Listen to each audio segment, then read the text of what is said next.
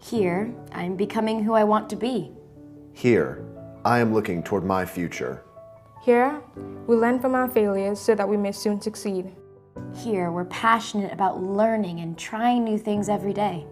Here, we search for new perspectives and cultures so we can better understand the world. Because at Darlington, we know we're in the most trusted hands. As we discover new passions and learn more about ourselves through academics, Athletics, Fine arts, and service to our community, we show our versatility as we choose different pathways to our goals. this is our home. we embrace challenges and persevere, even when something seems impossible. We collaborate and create to take our place in the world. We know that together we can make an impact. This is our moment, our time. Graduates today, Darlington forever.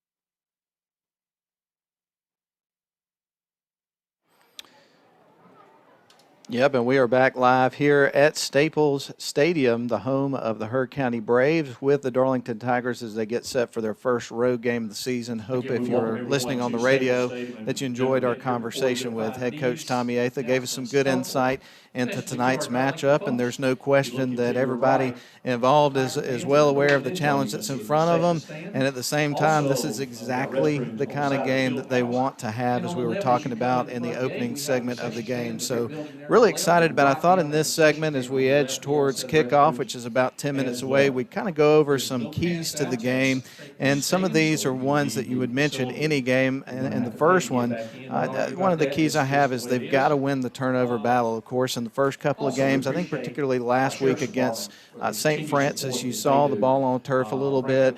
It was kind of a sloppy game at times and things like that, and so in a matchup like this where you got to have all hands on deck, play a real nice, clean, crisp game, you got to limit the turnovers, and you got to kind of trim back on some of those mistakes that we saw. As far as a road game's concerned, Matt, winning the turnover battle would be great, but protecting the ball and just drawing in the turnover battle will be imperative to a victory tonight. They have to protect the ball. They have to play a clean game. A lot of penalties last week. I imagine that was a focus in practice, and I expect to see a cleaner game from the Tigers this week. And, of course, when you're talking about a game like this, you don't really want to single out one player to talk about all the time, but we're going to be talking about him quite a bit, and that is Chief Borders. And, of course, I know he's been in the news over the last couple of weeks quite a bit with his situation from transferring from McEachern to Carrollton. Didn't get the opportunity to play there because eligibility. Found a home at Heard County, made his presence known in his first game last week. He had 10 tackles. I think 2 were for a loss, unless I'm badly mistaken, had a sack in that game. So the Tigers, we know they've got a game plan in which they try to keep the ball away from that young man as much as possible. Well, you heard Coach Atha in his interview talk about the fact that Heard County always has great athletes. This guy's next level, without a doubt. He's 6'5", 240, and fast as lightning. He's going to play sideline to sideline tonight. I am sure the Tigers' game plan to keep it away from him if they can. No question about it. And the third key that I had is something we've talked about throughout the broadcast, and we're going to talk about every broadcast, and that's to continue to play the lights-out kind of Darlington Tiger defense that you expect to see. They've been flying to the ball, gang tackling, wrapping guys up at a high level. They've been playing sound, fundamental defensive football, and you can tell when you talk to Coach Ather right now that he's really excited about what he's seen in terms of the discipline, particularly on the defensive side of the ball. So they've got to do all those things and then some if they're going to be able to keep a team like Heard County that's got so many good skill players. And not only that, we talked about the size of the offensive line. If they're going to keep them out of the end zone, they got to play. I wouldn't say they have to play a perfect game, but dang near perfect. Yeah, the battle in the trenches is always key, but this is the toughest test that Darlington's defensive front will have gone up against. A huge offensive line, an athletic offensive line for Heard County. How do they perform against them will decide the ball game tonight, Matt. And Ian, I want to take this opportunity to thank our radio sponsors for making it possible for us to make the trek down here tonight and be able to cover these games on the radio, but Floyd Medical Center, Honeymoon Bakery, icing on the cake player of the game will be awarded tonight. Riverside Auto Group's on board with us. Also Avery Drugs, Rome Orthopedic Center. You can hear the Rome Orthopedic Center High School football scoreboard show on the radio portion of the broadcast after the game tonight. That's always fun. Ware Mechanical and Jower Scalar Insurance is going to be with us on the road games this year. And speaking of the honeymoon icing on the cake player of the game, we've had a couple of winners so far. In the first game, a 32-7 victory over Lakeview Academy, 32-7 over Lakeview Academy. It was Thomas Speed, had an interception on the first play from scrimmage, scored on the very next play of the game. And then in our last game that we broadcast for you, in the St. Francis game, Patrick Shelley came up with a very big game, not only on offense as the quarterback, but he made some great plays on defense as well. So, when you're in a situation like this, single A, even in double A, we're going to say the same thing for Heard County. You got a lot of guys playing both ways. They're asked to do a lot, and these guys have really done a great job so far. Yeah. I mean, of course, a lot of attention is always showered upon the quarterback, and Shelley has played well so far this season. But his ability to drop back in coverage and cover the whole field at that safety position is huge for this defense. So he really delivers a lot on both sides of the ball. Indeed he does. Well, we are about 5 minutes away until we have kickoff tonight. So we're going to take this opportunity to take one more breath so we can catch our breaths. And as Steve Conrad always said on the broadcast, I know he's listening tonight, so we'll give this as a tribute to him. Buckle those chin straps. You're really going to want to do it for this one, folks, and get ready because toe's going to meet leather here in about 5 minutes. We'll send it back to the studio for one more break. We'll come back and we'll let you know about the coin toss and all that good stuff and continue to set the stage for Darlington Tigers on the road at Heard County. It's going to be quite a battle. Looking forward to bringing you the call here on WLAQ and the Darlington live stream online. And get ready. We'll get to that coming up in just a few minutes. We'll be back.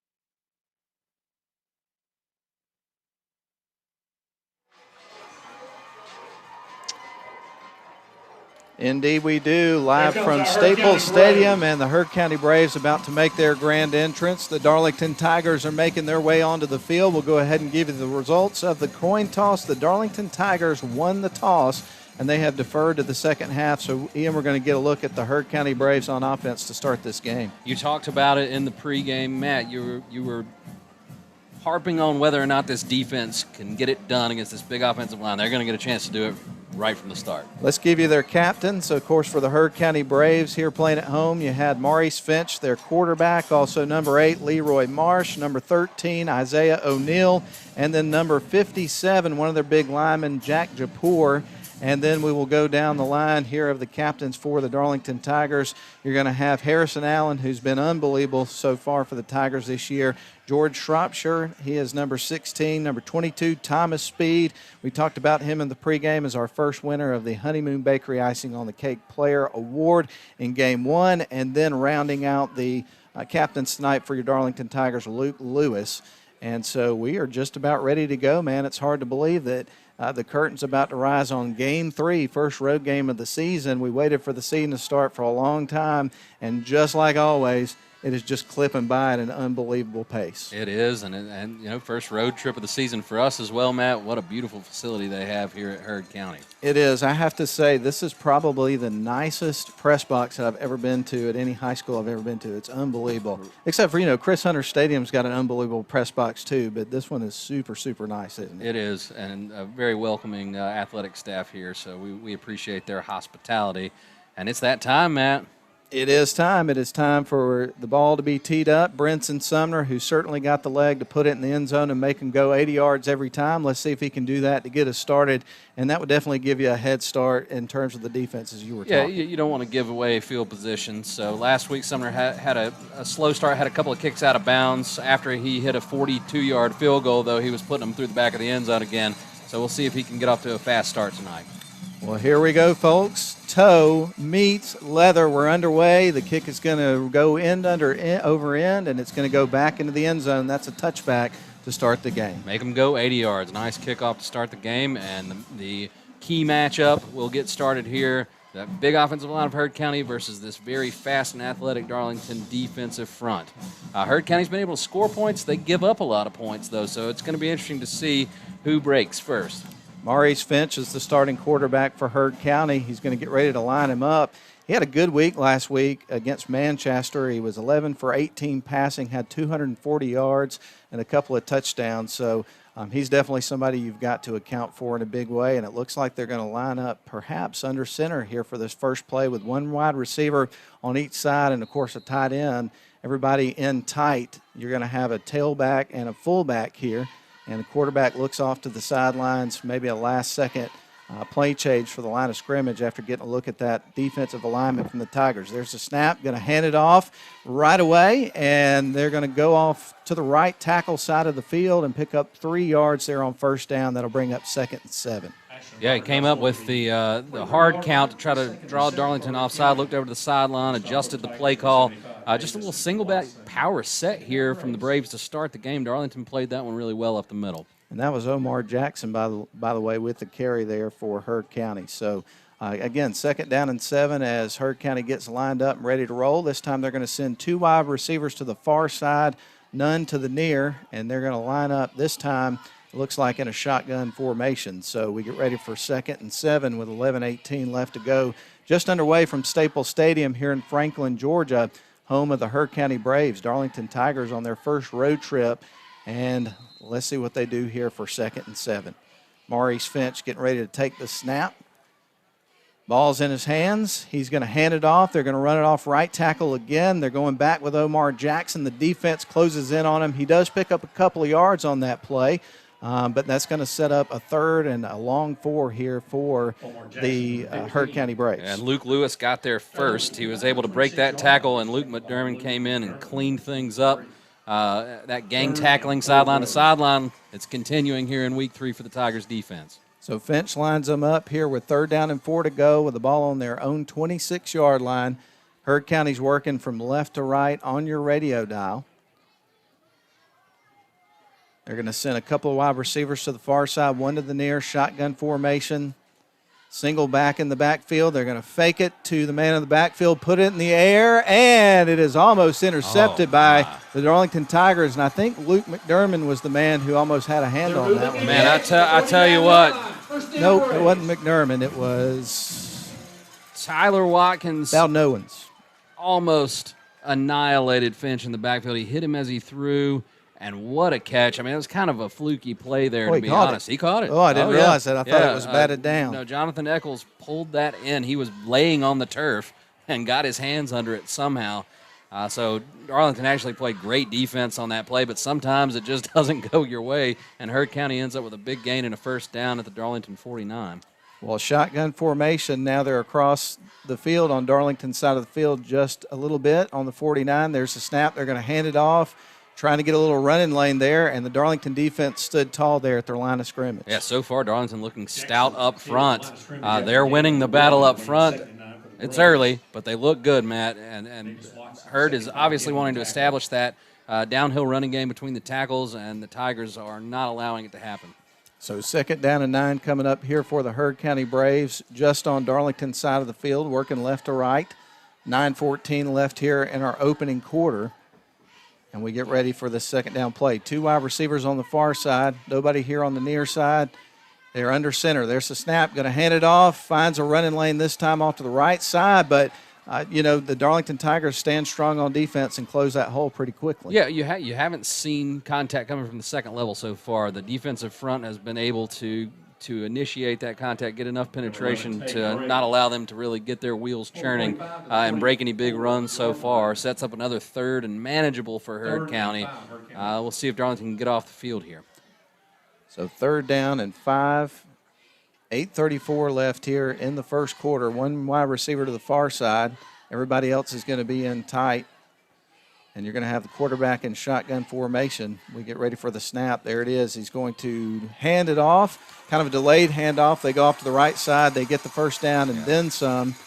And it looks like the ball carrier on that play was number 11, Tay Gray. Yeah, and that was just a well-designed counter play there off right tackle, but you had the guard pulling. He got out in front with a nice lead block, and that was the first time all night that Heard County really broke a significant run. So go back under center for this play. I formation, wide receivers on each side of the formation. 1 split wide to the far side, 1 here on the near side. Finch looks off to the sidelines, gets ready to snap the ball here on 1st and 10, and he's going to hand it off, finds another lane, and with the ball again that time was Tay Gray, and he picked up about 6 yards on that play. He did, and first contact was made after he was 5 yards upfield. A really nice tackle there. Was that Gray? That was Gray on the tackle? Oh, no. Gray with the carry, I thought you were asking. So the ball's going to be just shy of the 28-yard line with Heard County moving it pretty deep into Darlington territory, threatening to get it into the red zone. And that sets up a 2nd down and 4. This time they'll line up under center, tailback in, wide receivers on each side, 1. Here comes the snap. Quarterback's going to fake the handoff. He's going to put it in the air. It's off to the left side. Connects with his wide receiver. That's Isaiah O'Neal. And that's a touchdown for Heard County, a 29-yard play to get to pay dirt. And that was a big-time drive there for Heard County Braves. It was. Finch goes play action on that play. Takes a 5-step drop, and he was wide open on that one. Overbay came in to play the run, and they were able to get behind him. He made one man miss, and he's in the end zone. And Heard County is able to take advantage of their first scoring opportunity and get into the end zone. Darlington started off pretty well on defense. We'll talk about that in a second. Here comes the snap, the hold, the kick is up, and it is going to be good. And the score moves to 7-0. Start off pretty strong on defense, but then the offensive line, big offensive line from, of course, Heard County started to open up a few holes here and there. They got the running game going, hit the big pass to close out the drive with points. Yeah, and those runs set up that play-action pass that ended up in a touchdown there. The secondary moved up expecting the run, and that's how that play popped and ended up being so successful. But credit to the Darlington defense. They really played well up front for the majority of that drive. The first 3rd down conversion from Heard was really kind of a fluke play, Matt. Finch was hit as he threw. It was a dying quail, but they were able to catch it, and it's on to the next play, and it's on to the next drive as far as Darlington's concerned. But for the first time all year, Darlington faces a little adversity. How do they handle that? We'll find out here on this next drive. Going to be really interesting to see how Darlington opens things up on offense in this game. Of course, one young man we've talked about a lot that's going to have a big game tonight, I think, for them to be successful is Harrison Allen. He's really been their bell cow in terms of the offense and the running game. He's had over 280 yards in those first couple of games, and so that's going to be something I believe they'll have to rely on tonight in order to have success. Yeah, Matt, it's going to be important that they spread the ball around. I think they're going to key on Allen and try to take him away. So it's going to take some other Tigers stepping up and making plays to be successful moving the ball. Well, it's going to be teed up. James Newell is going to kick it off here for Heard County. One man back deep for the Tigers. They're going to bring it out. They get it across the 35 down to the 40, and that's where he's going to be brought down. So the Darlington Tigers are going to have excellent field position here to begin their first drive, and I'm trying to pick up the numbers. Bethel. Thomas Bethel on the return there. A little squib kick ended up in Bethel's hands. He made a nice move at the 30-yard line and was able to advance it all the way out to the 41, and that's great starting field position for the Tigers. So 6:53 left here in our opening quarter. Braves 7, Tigers 0, getting the ball for the first time, and going to look at how the offense responds here, as you mentioned, Ian, being challenged for the first time here at Heard County, home of the Braves in Franklin, Georgia. Beautiful night for a game right at about kickoff. It was about 73 degrees. You probably saw that on your screen if you're watching the video feed. Felt like more about 78 because I think we got about 92% humidity. Yeah. The humidity's back, but still a pleasant night. Under center we go here for the first play of the game, it looks like. And Patrick Shelley is going to take the snap, pitch it to the left side with a toss sweep to Harrison Allen, but we got a flag. Yeah, and that was a good gain there, but they're going to get Darlington for a procedure penalty there.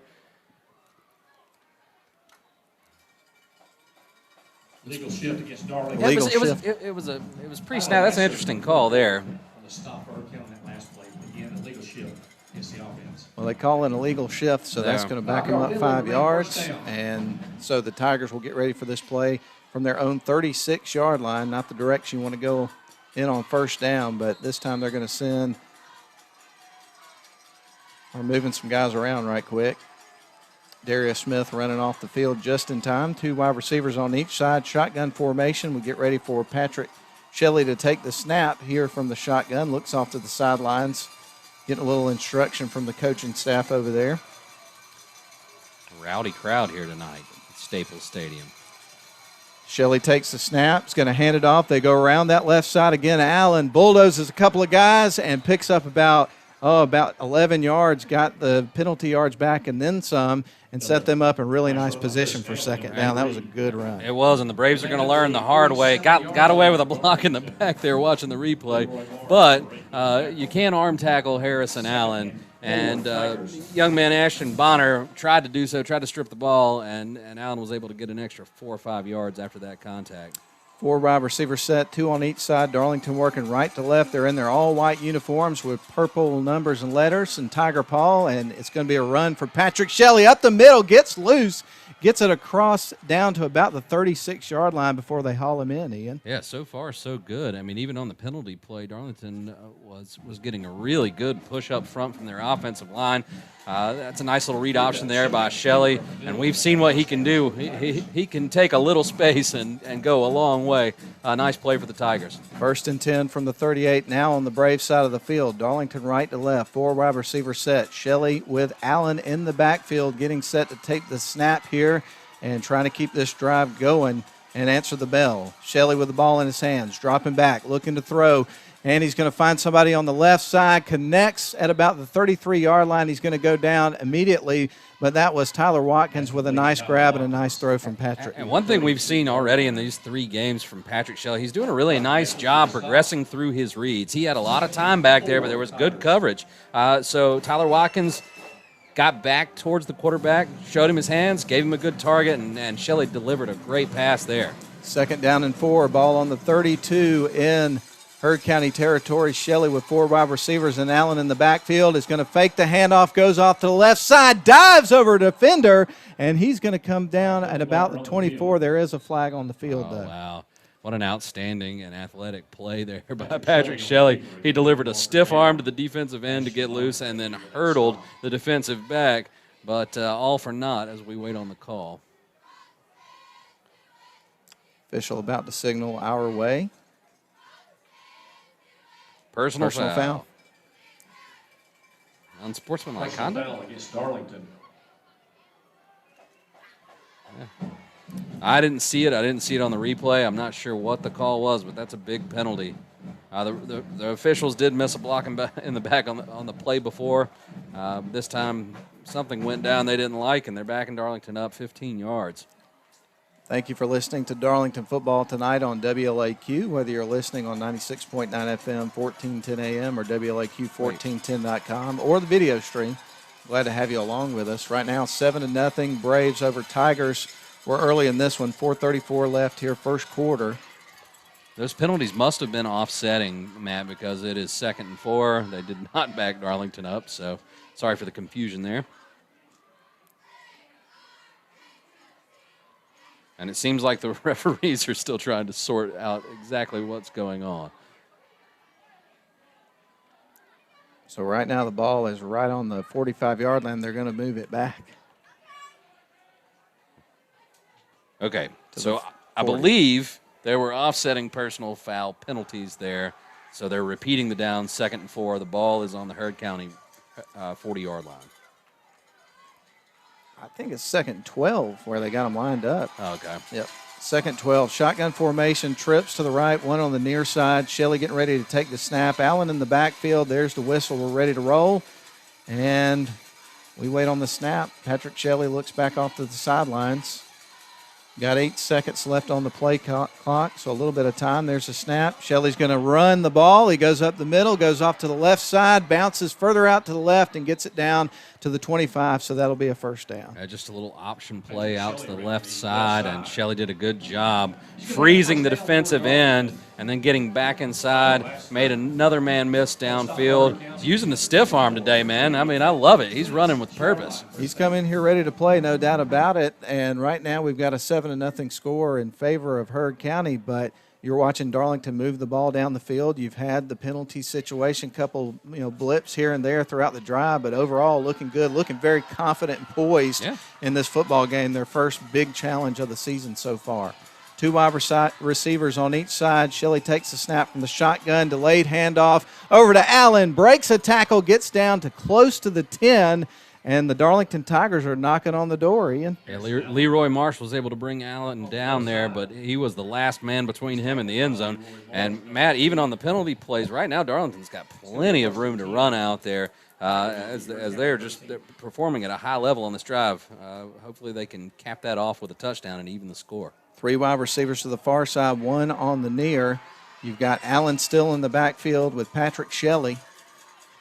Shelley directing some traffic at the offensive line, getting everybody lined up where they need to be, and we are just about ready to go. 5 seconds left on the play clock. Shelley ready to take the snap. It's in his hands. They're going to hand it off and go up the middle with Allen, but that big defensive line closes the gap. We do have some flags coming. Flags down again.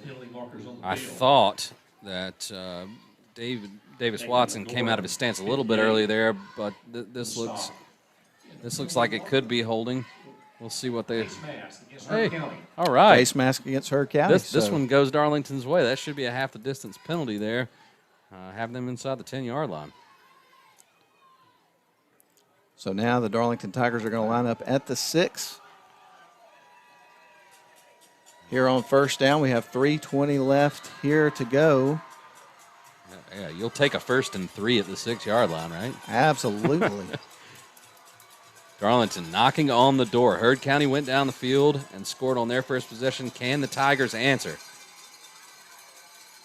Shotgun formation, Allen in the backfield. 2 wide to the near side, 1 on the far side. There's the snap. Going to hand it off to Allen, and the offensive line closes the gap real quick, and he's going to be down at about the 5. Yeah, a little less room to operate here and spread the field.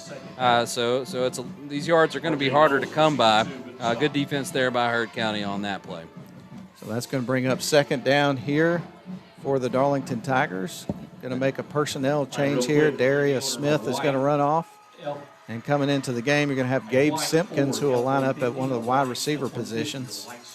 Shotgun formation in the backfields, Harrison Allen. 3 wide receivers far side, 1 to the near on the short side of the field. We get ready for Shelley to take the snap. 5 seconds on the play clock and ticking. 4 seconds. 3. Here we go. There's the snap. They're going to hand it off and try to go with Allen again. He gets a little bit closer to the goal line that time, but he's going to be stopped short of the goal line. But at first down, because it was only 2nd and 2, and the line to gain was the 3-yard line. He got all the way down to the 2, setting up 1st and goal for the Tigers. They are knocking on the door. Matt, can they cap this off with a touchdown? Will be huge for them, and the momentum take the momentum away from the home team. And these 2 drives that we've seen, of course, one for Heard County and now one for Darlington, has just chewed up this first quarter. 1:48 remaining in the quarter. Darlington knocking on the door with 1st and goal from the 2. Shotgun formation. They're going back to Allen. Does he get in? I believe he does. We haven't seen the signal, but touchdown Darlington Tigers. A 2-yard run right up the middle from Harrison Allen, and the Darlington Tigers have answered the bell. Yeah, it really made easy work of it. The penalties slowed them down a little bit, but they marched right down the field. A 59-yard drive that's capped off by a Harrison Allen touchdown right up the middle.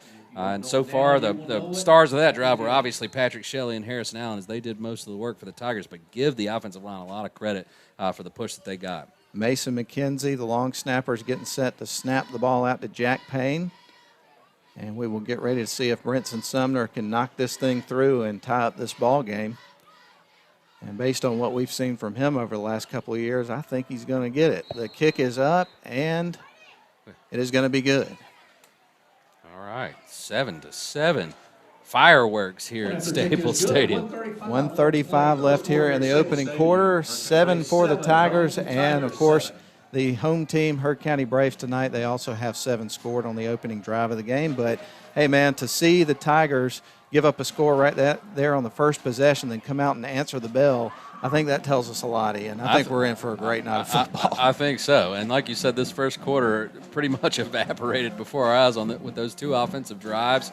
Heard County marched 80 yards. The Tigers answered by marching 59, and both teams look to be able to move the ball at will. We'll see which defense can make the adjustments first and get a stop. Of course, Darlington plays in 7A private, and you're here visiting a AA team that plays in 5AA. Some good teams in that region. Bremen, Callaway, Haralson County. They've had a couple of 8-3 seasons off to a hot start. Heard County that we're here today, and Temple. And so that 5AA region's got some really tough teams. Yeah, great, proud programs, and Darlington's familiar with a lot of those programs. And it's kind of funny, you mentioned this when we were doing our pick show, and you heard Coach Atha in the pregame talk about it, but even though these teams have only met twice, they've developed a little bit of a rivalry here. They really have, and it's really weird when you go back and you look in the history books and realize they've only played twice, because it really does feel like a rivalry situation when this matchup comes up. Here comes the kick from Brinson Sumner, and that one is going into the end zone as well. And there's a flag. A false start, it looked like, on the kickoff, so it looks like we're going to have to do that one again. Back it up 5 yards. That makes a big difference. Could make it a returnable kick and eliminate that opportunity to get the touchback and make the Braves go 80 yards. All sides against the Tigers. 35 re-kick. A lot of sports coming up for you this weekend on WLAQ. Tomorrow we're going to have Braves action for you, Braves and Red Sox. First pitch at 7:10 for that one. Pregame will be at 5:55 from the Braves Radio Network. And I should also mention the three-peat National League East champion Atlanta Braves, making some history this year in a very strange season. Can the bats carry them in the playoffs? That's the big question. It looks like that's going to have to be the case. Yeah.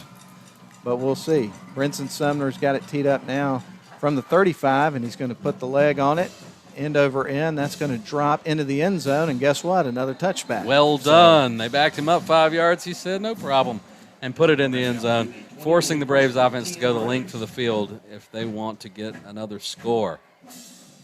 Then we'll have more Braves baseball on the radio coming up for you Sunday. They're going to have a 3:10 first pitch from Truist Park. I'm still getting used to calling it Truist, but I think that's... I know. It's an adjustment. Yeah. I think that's the least hesitation I've said it with since they've renamed it. 1:55 for the pregame coming up on Sunday. Shotgun formation. Finch, the quarterback, getting ready to take the snap. They're going to start from their own 20 for the second time of the night. All tied up at 7 apiece. 1:35 left first quarter. There's the snap. Finch going to hand it off. They go off to the left tackle this side this time, and they're able to pick up about 11 or 12 yards there from Ty Gray. He's running the ball well tonight. He has, yeah, and they were able to give him just enough of a crease to get a good gain there and a first down. A nice start to the drive for the Braves. So first down and 10, they pick up 12 yards on the first play from scrimmage here of their second drive of the evening. They're going to line up I formation, 2 wide receivers on the near side, and Finch getting ready to take the snap from scrimmage. 1:05 left in the first quarter. Can't believe how quickly this first quarter has gone by. This has been fun. There's the snap. Finch is going to pitch it. A little toss sweep out to the right side. That's going to be back in the hands of Tay Gray. They're really giving him a lot of carries here in the early goings of this game, and he's only going to pick up 2 or 3 yards on that play. And while he did not make the tackle, a lot of credit there to Tyler Watkins. He came in from the left side of the defense there and took up 2 blockers and allowed the defense to come in and clean up behind him. Nice stop there. You want to keep him behind the chains. 2nd and 8, you'll live with that every time. Almost done with the first quarter. Chance for one more play. 2nd down and 8 here for Heard County. And they're going to have one man in the backfield with a 3 wide receiver set. Finch takes the snap. They're going to hand it off. Go right tackle, bounces out to the right. Nice move. Gets down to about the 43, but there's flags coming in there. Yeah, and I think you're going to get a hold here that will march this backwards for the Braves offense. And it really was an unnecessary hold. But that'll help out the Tigers' cause here. Let's see. Yeah, I can see why the flag came out. I don't think he actually made contact with him, but they're going to get him for a block in the back. So, again, that goes against Heard County. We'll back them up 10 yards, and we will get ready to roll with 14.7 seconds left on the clock here in the first quarter with all things even at 7 apiece for the Braves and the visiting Tigers. And this will be the first time all night that the Braves offense has been put back behind the chains as this sets up 2nd and 11. Shotgun formation, 3 wide on the far side, 1 on the near side. There's the snap. Heard County going to put the ball in the air. Finch connects with his wide receiver. It goes off his hands on a deflection. He comes down. I thought he was going to come up with it, but it's an incomplete pass. That was a great effort from that young man, Jonathan Eccles. Yeah, and Eccles made the circus catch while laying on his stomach on the first drive. That time he couldn't reel it in the first time, but almost pulled off the miraculous reception again. He was wide open. The ball was high from Finch. Well, that's going to bring up 3rd down and 11 with the ball on the Heard County 31-yard line. Game tied up at 7 apiece with just a couple of ticks left on the clock here in the first quarter. Finch is going to take the snap. He's going to drop back, look to throw, puts it in the air, and that's going to be an incomplete pass. What a great play by Darlington's number 54, which is Luke Lewis. He was all over the receiver. Yeah, we've called Luke Lewis's name a couple of times tonight. So Heard County tried to set up the screen there. Darlington sniffed it out. Lewis was over there to make the play and force the incompletion, and now the Braves will have to punt. So Darlington gets the much-needed defensive stop and gets the offense back the ball. They looked really good on their first drive. If they can continue to get those big yards in the running game, it's going to be a big night for the Darlington offense. So Darlington gets 1 drive. Heard gets 1 or 2 drives in that first quarter, and the score is tied. It's the Darlington Tigers 7, Heard County Braves 7. We're going to step out for 1 minute. This is Darlington Tiger football on WLAQ. We'll be back.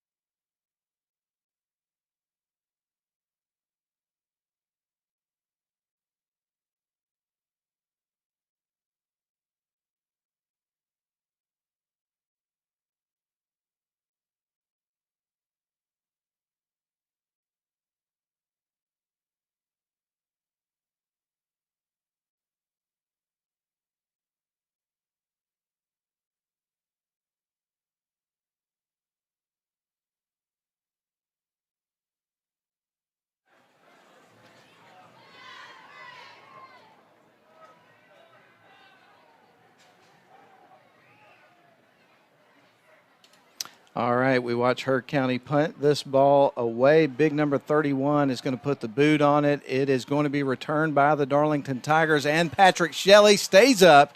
He's going to be basically body slammed right around the 49-yard line. And so, again, Darlington's going to have unbelievable field position to start their drive. Yeah, a little bit of a struggle there on the long snap from the Braves, but Newell was able to handle the ball and get a punt off with pretty good hang time. But the coverage team was really slow getting downfield, and Patrick Shelley took advantage of that. He fielded that at the 31-yard line and advanced it 18 yards to set up Darlington with great field position on their second drive. So Darlington, as you mentioned, great field position starting out at the 48. We have 11:46 left here in the first half of play, all things knotted up at 7 apiece. So Darlington has an opportunity here after they get the stop in the first quarter of the football game to try to take the lead here with this drive. So let's see what they can put together, Ian. Darlington back to the line of scrimmage. Patrick Shelley in at quarterback with 3 wide off to the far side. He's got 1 to the near side. There's the snap. He's going to pitch right to Allen. He finds a little bit of room and is able to pick up 3 or 4 yards, so you'll take that on first down. Yeah, good pursuit there by the Heard County defense. That's the first time they've forced Shelley to pitch. Allen was able to make a really nice cut back to his left to pick up 3 yards when it looked like he might get stopped at the line of scrimmage. Shotgun formation for 2nd down and 6 here from the 48. They're on the Brave side of the field now, talking about the Tigers working from left to right. Want to say hello to Gatlin Hancock. He's typically your left guard here for this 2020 Darlington Tigers. I'll tell you more in a second. Under center is going to be Shelley. Everybody's in tight. Allen in the backfield, and we're going to have a whistle Timeout. and a timeout called. So we're going to do the same thing. We'll get back to talking about Gatlin here in just a couple of moments. He's got kind of an interesting situation watching the game tonight. We're going to send it back to the studio. We're tied at 7 apiece, Tigers and Braves. We'll be back in 30 seconds.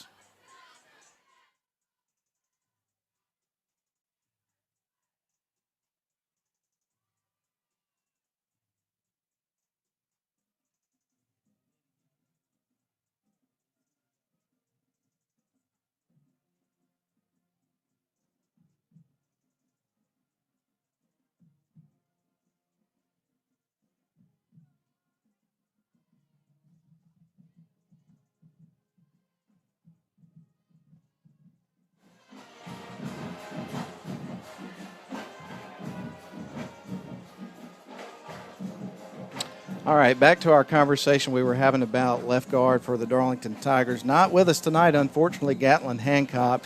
And let me tell you, that young man has been working his butt off to get ready for this season, and so you really hate to see him having to sit this one out, but he's got a family member in his household that has put him in a quarantine situation.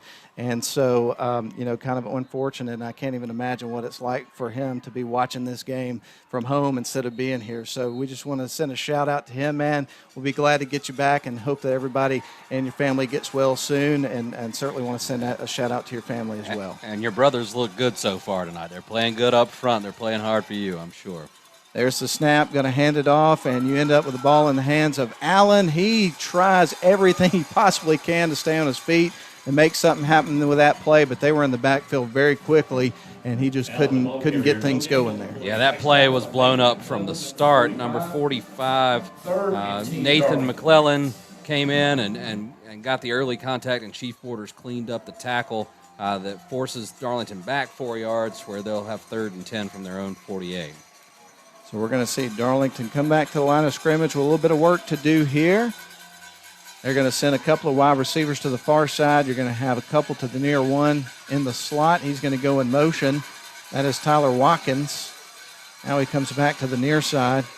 Shelley ready to take the snap here on 3rd and 10. Dropping back, looking to throw, trying to find somebody open. He's just going to have to tuck and run. There was nothing there. Runs off to the left side. Look at those wheels. He's down to the 30 and goes out of bounds at around the 27-yard line on Heard's side of the field. 1st down, and puts Darlington in a great position. Look at the poise from this Darlington offense. Yeah, and Patrick Shelley in particular here, he stayed back there and weighed his options as long as he could to try to make the pass downfield. It wasn't there. It was good coverage by the Braves defense. But this is what you get when you have a real dual-threat quarterback slinging the ball around. He was able to pull it down when it looked like that play wasn't going anywhere and get a huge gain down to the 29 of Heard County. 2 wide receivers on each side of the formation. First down and 10 for the Tigers. Ball is on the 29 of Heard County side of the field. Patrick Shelley set to take the snap. Here it is. He's going to hand it on. Nope, keeps the ball, comes back to the right side, trying to find a little running room, and he's going to hit the deck. I think he may have gotten bitten by the turf monster a little bit, but the defense was really in hot pursuit about to hit him. Yeah, I don't think he had many openings there as he tried to make a few cuts, but there was a Brave at every turn. He did get a yard on the play. So 2nd and 9 for Darlington when we come back, but we've got a timeout on the field, so we're taking it as well. Darlington 7, Heard County Braves 7. We will be back in about 30 seconds.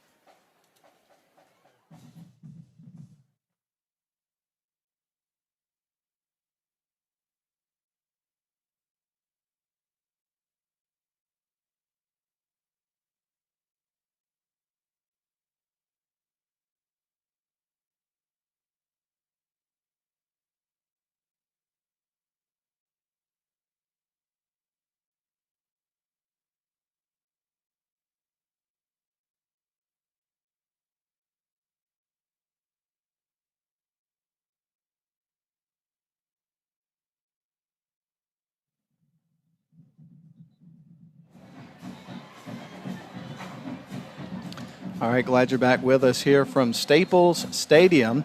And the score right now with 9:15 left here in the first half, your Darlington Tigers 7, Heard County Braves 7, and Darlington with the football with a 2nd and 9 coming up.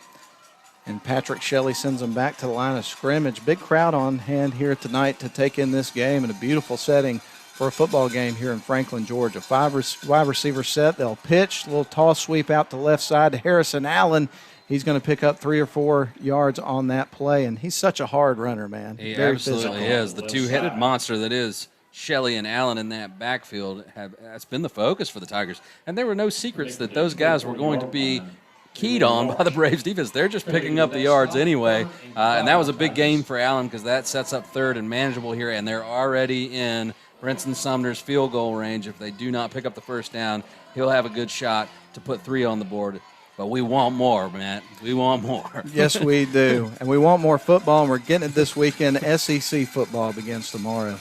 Shotgun formation, 4 wide receiver set. There's the snap, 3rd down, and it's going to be a run up the middle, and it looks like he's pretty close to the first down. Let's see if he's able to reach out there and grab it. The official on the far side is going ahead and waving the chain gang forward. So Shelley was able to get about 5.5. He only needed 5. First down, what a big opportunity. Now in the red zone, Darlington has a chance to seize the momentum and take the lead.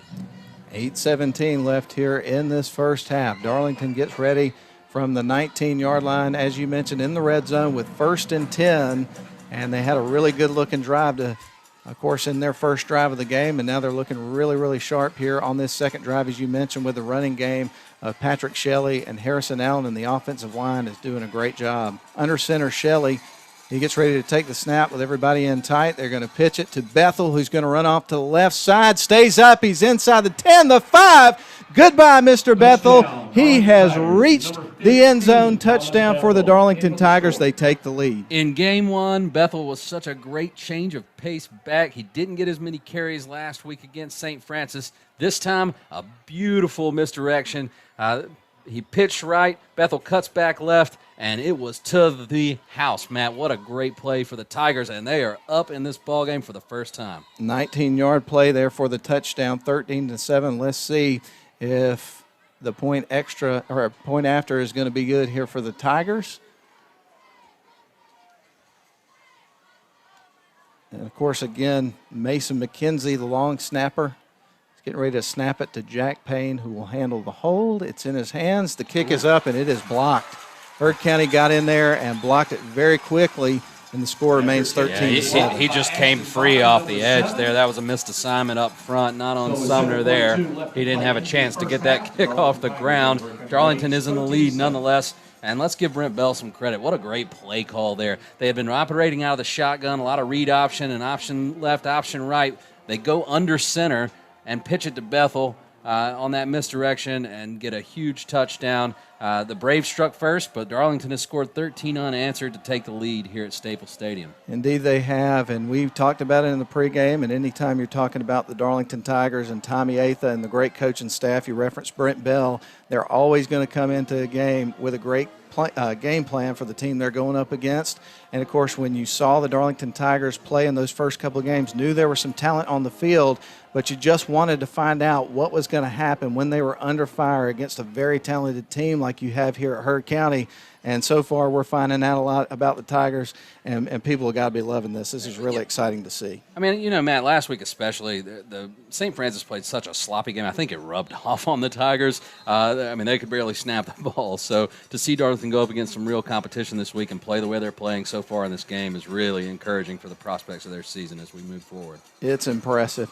Brinson Sumner has it teed up at the 40, ready to kick it off. He has booted it into the end zone on his first 2 kickoffs.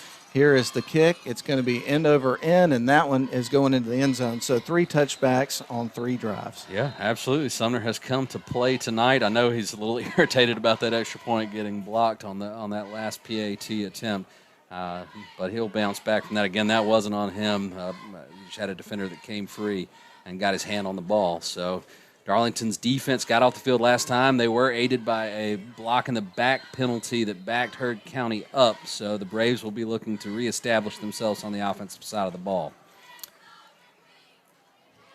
So we'll get ready for Heard to line up, trailing this game now for the first time. 13-7 is your score, 7:42 left on the clock until we get ready for the halftime show.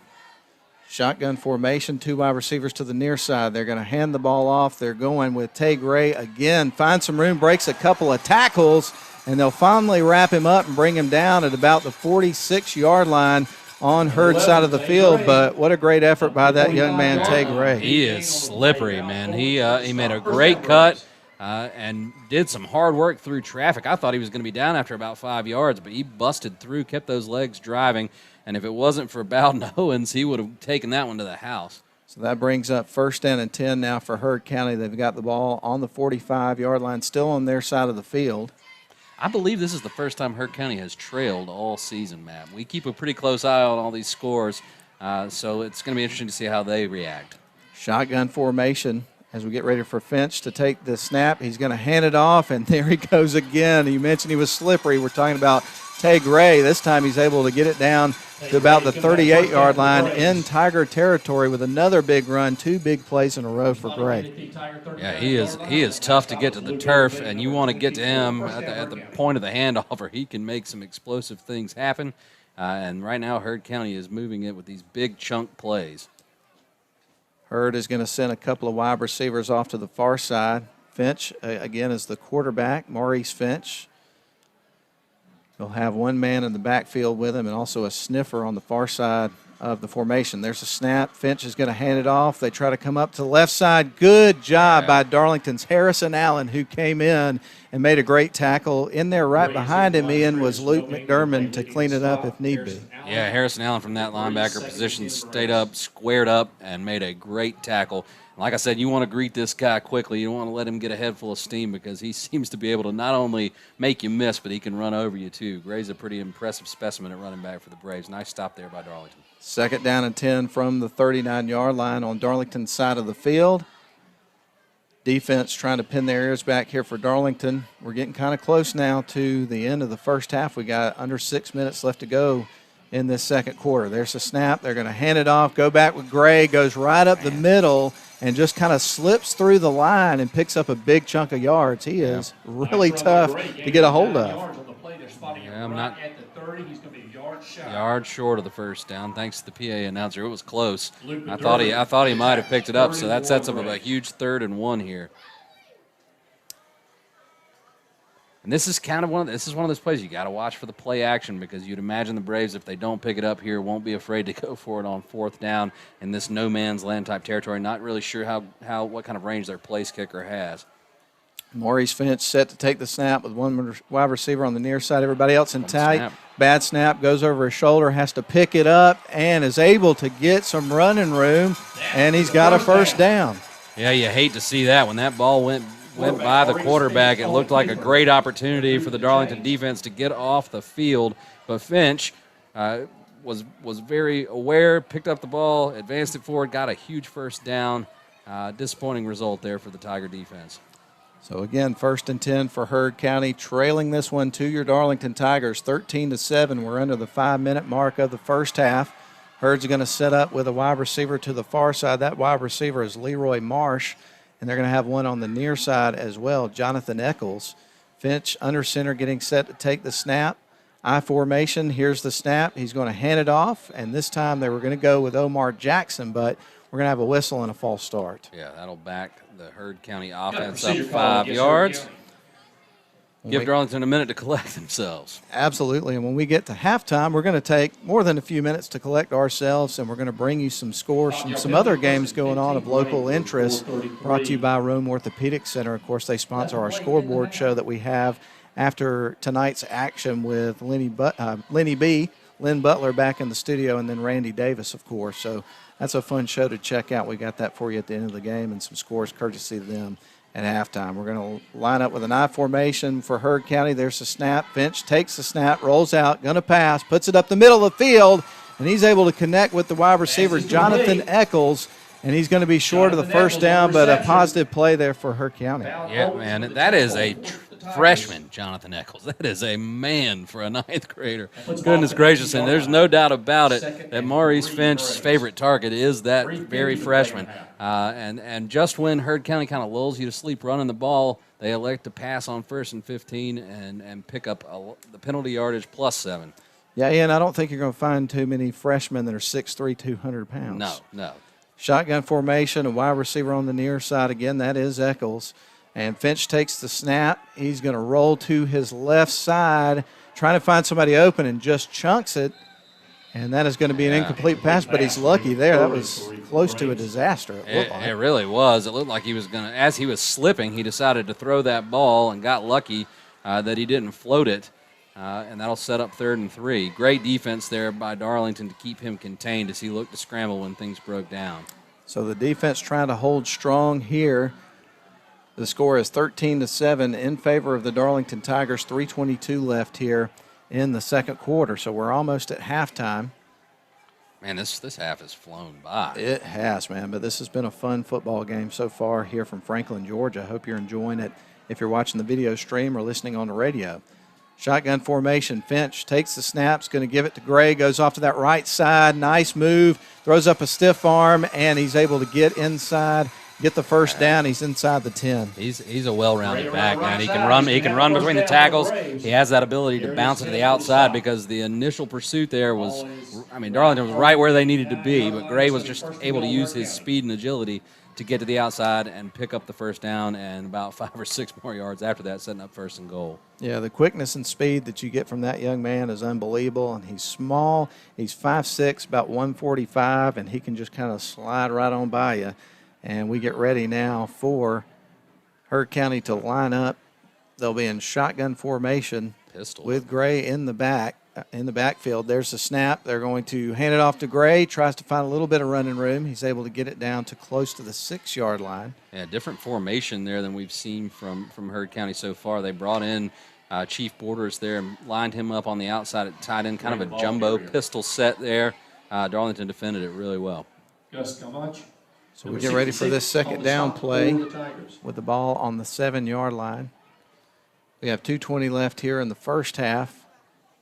Darlington trying to hang on to this lead and get to the locker room.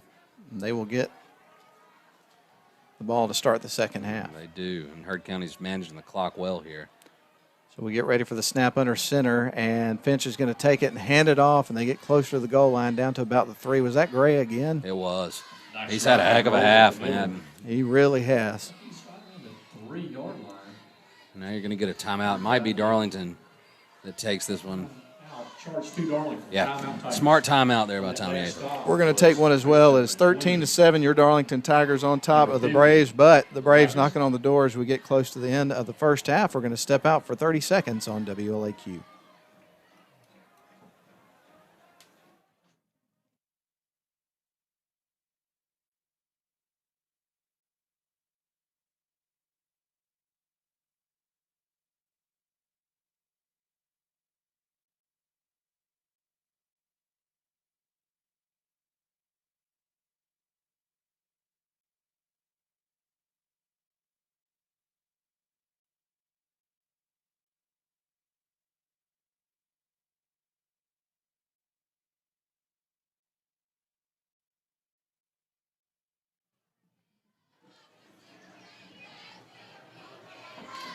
Back from Staples Stadium here down in Heard County. We're in Franklin, Georgia, and they're going to line up here with third down, 3rd-yard line. Heard County Braves with it, trying to tie this football game up.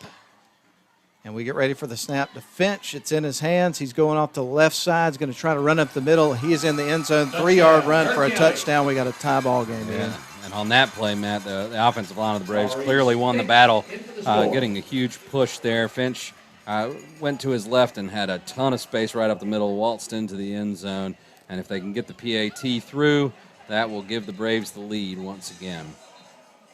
So all tied up at 13. PAT pending, as you mentioned, could grab the lead here for Heard County. James Newell is the kicker here for Heard County, and he's just about ready to go, it looks like. We got ball coming out from one of the officials, and they'll get everybody lined up and ready to roll. Tell you what, that timeout was perfect by Tommy Atha. The Braves were able to really drain the clock, but now he gives Darlington enough time to come back down and maybe steal one before the half. So here we go, folks, with James Newell. There's the snap, the hold, the kick. It is up, and it is going to be good. And now Heard County takes the lead back with a score of 14-13. Yeah, 1-point lead for the Braves. Again, Darlington has one timeout. There's 1:43 left on the clock. They've moved the ball really well on offense, scoring on both of their drives this half. They have leaned on the running game, but they've been able to pick up some big chunk plays on those first 2 drives. They'll need to use the passing game, and the sideline will be their ally if they want to try to get some more points on the board before the end of this half. Well, we want to invite you to stay tuned at the end of the game tonight as we award the honeymoon icing on the cake player of the game so far. As we were talking earlier, Thomas Speed has won it. Patrick Shelley has won it. Been a lot of guys every week that have contributed to the win. Certainly Harrison Allen, he's a player with what he's done, could have won it both of those first weeks, and so certainly he'll be in the running today with the performance we've seen from him on both sides of the ball. So it's going to be interesting as this game develops to see who ends up wanting those cupcakes the most. And there's some mighty fine cupcakes. They really are. Although I know you lean towards tiramisu. I love the tiramisu, and, of course, I always like to go there on Saturday mornings and enjoy an omelet, enjoy that breakfast. Man, they got the best breakfast in town, if you ask me. It's good stuff. They make a mean breakfast sandwich.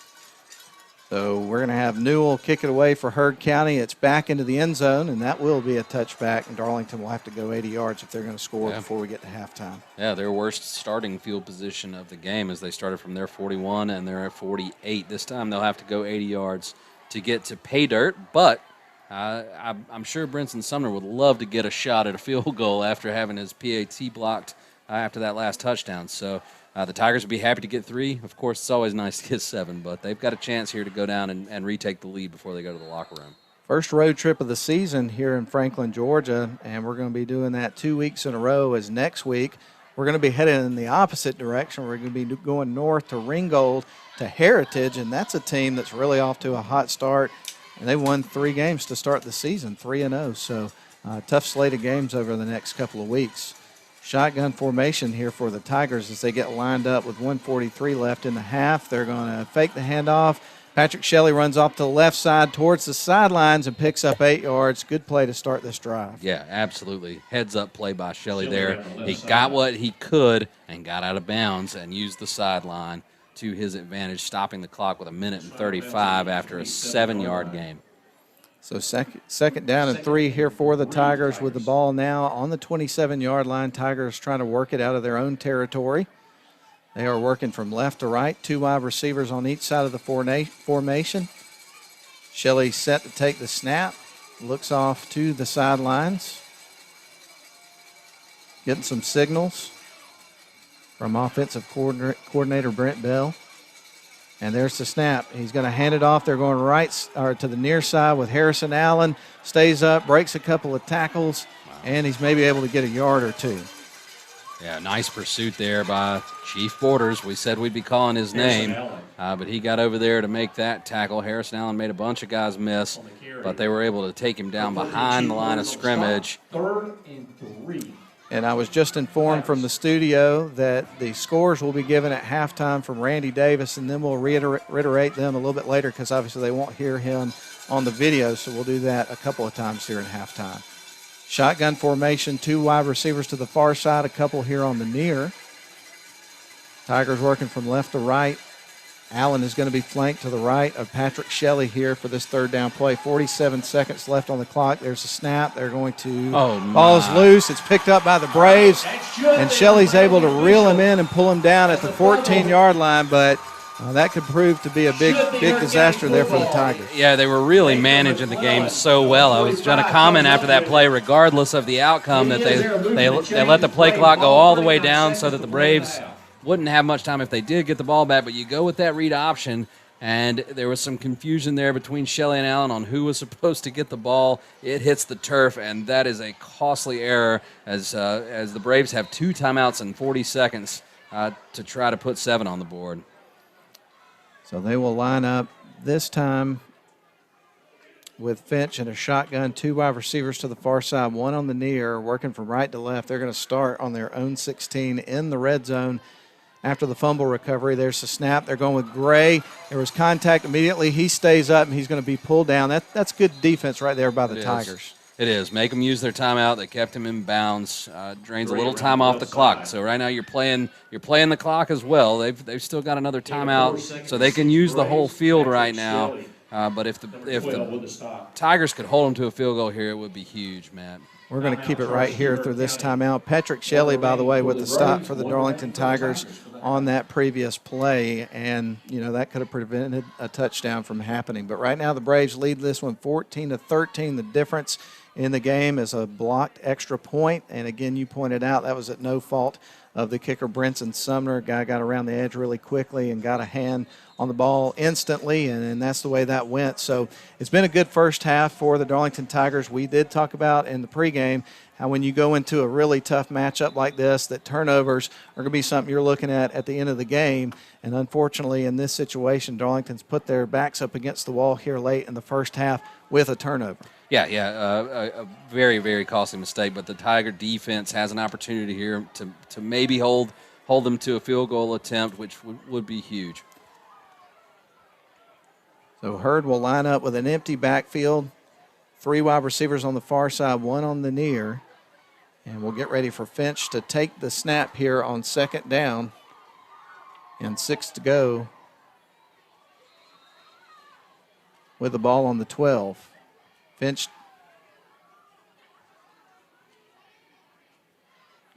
got 16 seconds left on the play call. On the play clock, I should say. There's a snap a little bit low. He's going to pick it up, runs off to the right side, and guess what? He's in the end zone just like that. Maurice Finch scores with a 12-yard run.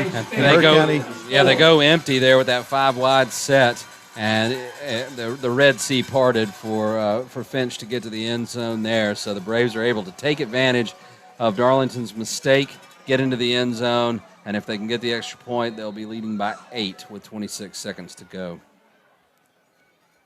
So again, we're going to see James Newell on to attempt the extra point. Handling the hold is going to be Leroy Marsh. And there is the snap, the hold, the kick, and it is up, and it is going to be good. So the score does move to 21-13 with 26.5 seconds left here in the first half. And now the Darlington Tigers are trailing this football game by 8 points. And up to that point, Matt, Darlington had managed this game beautifully. They deferred. They were going to get the ball to start the second half. They still will, of course. But that fumble really turned things on its head here for the Tigers. And now we'll have to see if I would imagine they'll just run a couple of plays, get to the locker room, and see if they can regroup and even the score on their first drive of the second half. We're glad you've joined us tonight here on WLAQ or the video stream, having a good time. And, of course, Tigers playing well here in this first half. A couple little mistakes here and there have put them in a situation right now where they're down 21-13. But the way we've seen them battle throughout this first half, they're going toe-to-toe with this Heard County team, which we've heard a lot of great things about. And so this Darlington Tiger football team is a very, very good football team for 2020. Yeah, absolutely. This is their first test of the season. They have risen to that challenge so far. Halftime quickly approaching, and we will watch Mr. Newell tee it up here again for Heard County.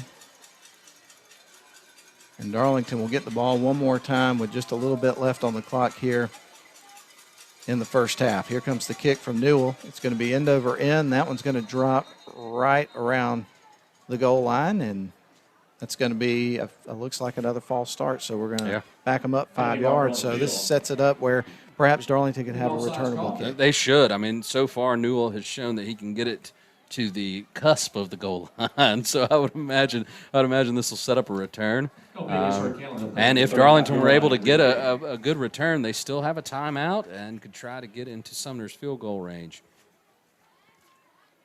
One man back deep around the 8-yard line there for Darlington. I believe that's Luke McDermott. And Newell will tee it up this time from the 35-yard line after the 5-yard penalty. I wouldn't be shocked if we see a squib kick here, something to allow that coverage team to get down and make the tackle. 8:30, you're listening to WLAQ and the live video stream from Darlington School. Newell running towards the ball, kicks it, and it's going to be a line drive. It'll be picked up around the 23-yard line. And down the sidelines goes a Darlington Tiger, and out of bounds, a flag comes in. You're going to get a late hit at the end of that, and that was Tyler Watkins on the return. They did go with the line drive squib kick, which has backfired on them both times that they've used it. The first time Bethel was able to get a really good turn. This time it is Tyler Watkins who fielded that around the 22-yard line, made one really nice cut, and got up to around the 43 and was driven down out of bounds. We saw the flag fly. It couldn't be any other call, so we're going to get 15 yards at the end of that run. The Tigers, with 21 seconds and a timeout, now have an opportunity to take a couple of shots, at least get into field goal range, and see if they can cut into this deficit.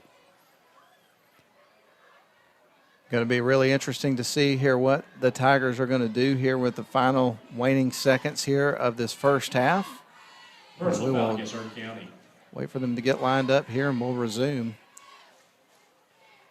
Halftime scores coming up for you. Some really interesting matchups in the first several weeks of the high school football season in Northwest Georgia. Yeah, I'm excited to see where some of these games stand. You and me both, man. I'm hoping to gain some ground on you. Get a couple of those games back. Ian's got a really big lead in our picks challenge so far out of the first few weeks. Been a disaster for the Davis boys. If I can put you guys away in week 3, I'm not going to argue with it, though. Ball on the 43-yard line. Darlington comes back to the line of scrimmage. 4 wide receivers. The snap's a little high, but Shelley handles it, gives it off to Allen. He's going to be dropped after about a 2-yard gain. Ball came out. Hurd thinks they got it. They're running down the sidelines, and Shelley is going to save a touchdown from being scored. He's going to be brought down around the 10. So another turnover for the Darlington Tigers. And disaster has struck Darlington. Let's see. The call on the field will stand because we don't have instant replay. And looking at the replay, Matt, that ball did come out before Allen was on the ground.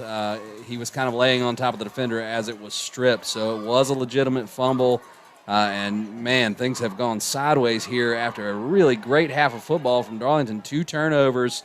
Late in the half have put them in trouble. And if there's 7 seconds left, and Heard County does not have any time. They have 1 timeout left, so they can take a shot at the end zone here. Cedric Ware was the young man that picked up the fumble and ran it down to the 10-yard line inside Darlington territory. So Heard County yet again, in the blink of an eye, has the football in the red zone, threatening to score again here late in this second quarter. Yeah, things were looking good. They got the nice return on the kickoff. The late hit out of bounds set them up in Heard County territory with enough time to get into field goal range, possibly take a couple of shots at the end zone, and the fumble and ensuing return now have the Braves with an opportunity to not just get a field goal, but possibly another touchdown. 2 fumbles on 2 drives. One of those fumbles resulted in a touchdown on a 12-yard run for the Heard County Braves, and now they've got the ball at the 10-yard line. So it's interesting how quickly things can turn to a pretty tough situation in a hurry, and that's exactly what's happened here. So let's see if the Darlington Tigers defense, they're being asked a lot here late in this second half, if they can pin their ears back and keep this thing a 21-13 game. That would certainly go a long way as you get ready to head to the locker room with what's transpired on the last couple of drives. And I don't think we're going to see anything that takes too long to develop from this Braves offense on this next play call. They've got 7.6 seconds left.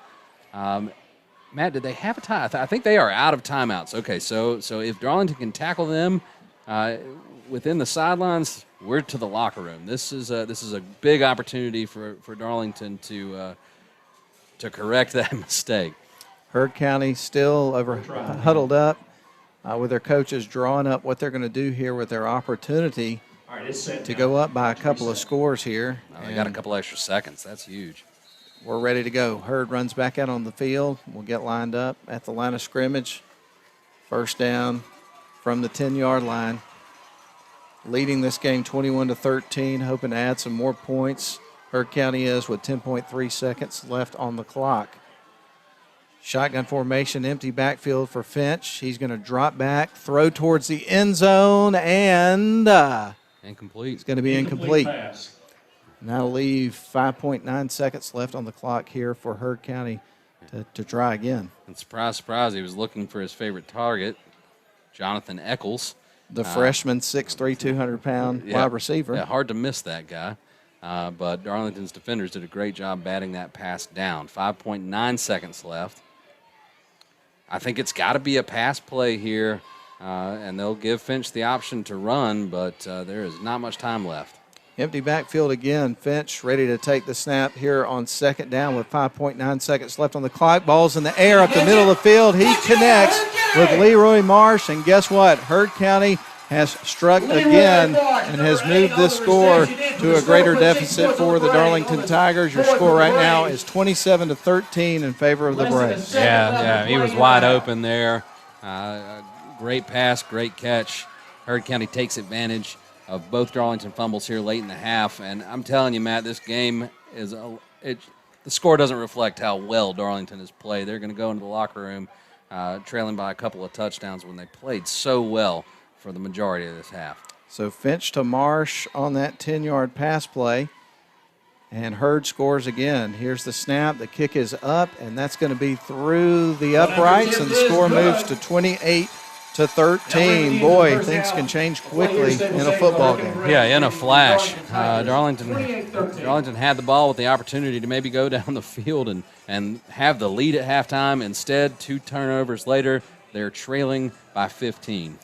Score at halftime, Heard County Braves here playing at home against your Darlington Tigers. They're on top right now, 28-13. Again, at halftime, we're going to send it back to the studio for a break. And then when we come out of the break, I believe that Randy Davis is in the studio and is going to give us some halftime scores courtesy of Rome Orthopedic Center. And they are the sponsor of our high school football scoreboard show at the end of the game. If you're watching on the video feed, you will not hear that portion, so perhaps you'll get to listen to the band here at halftime coming up in a few minutes. We'll send it back to the studio again, 28-13. Braves over the Tigers. We'll be back in a few minutes.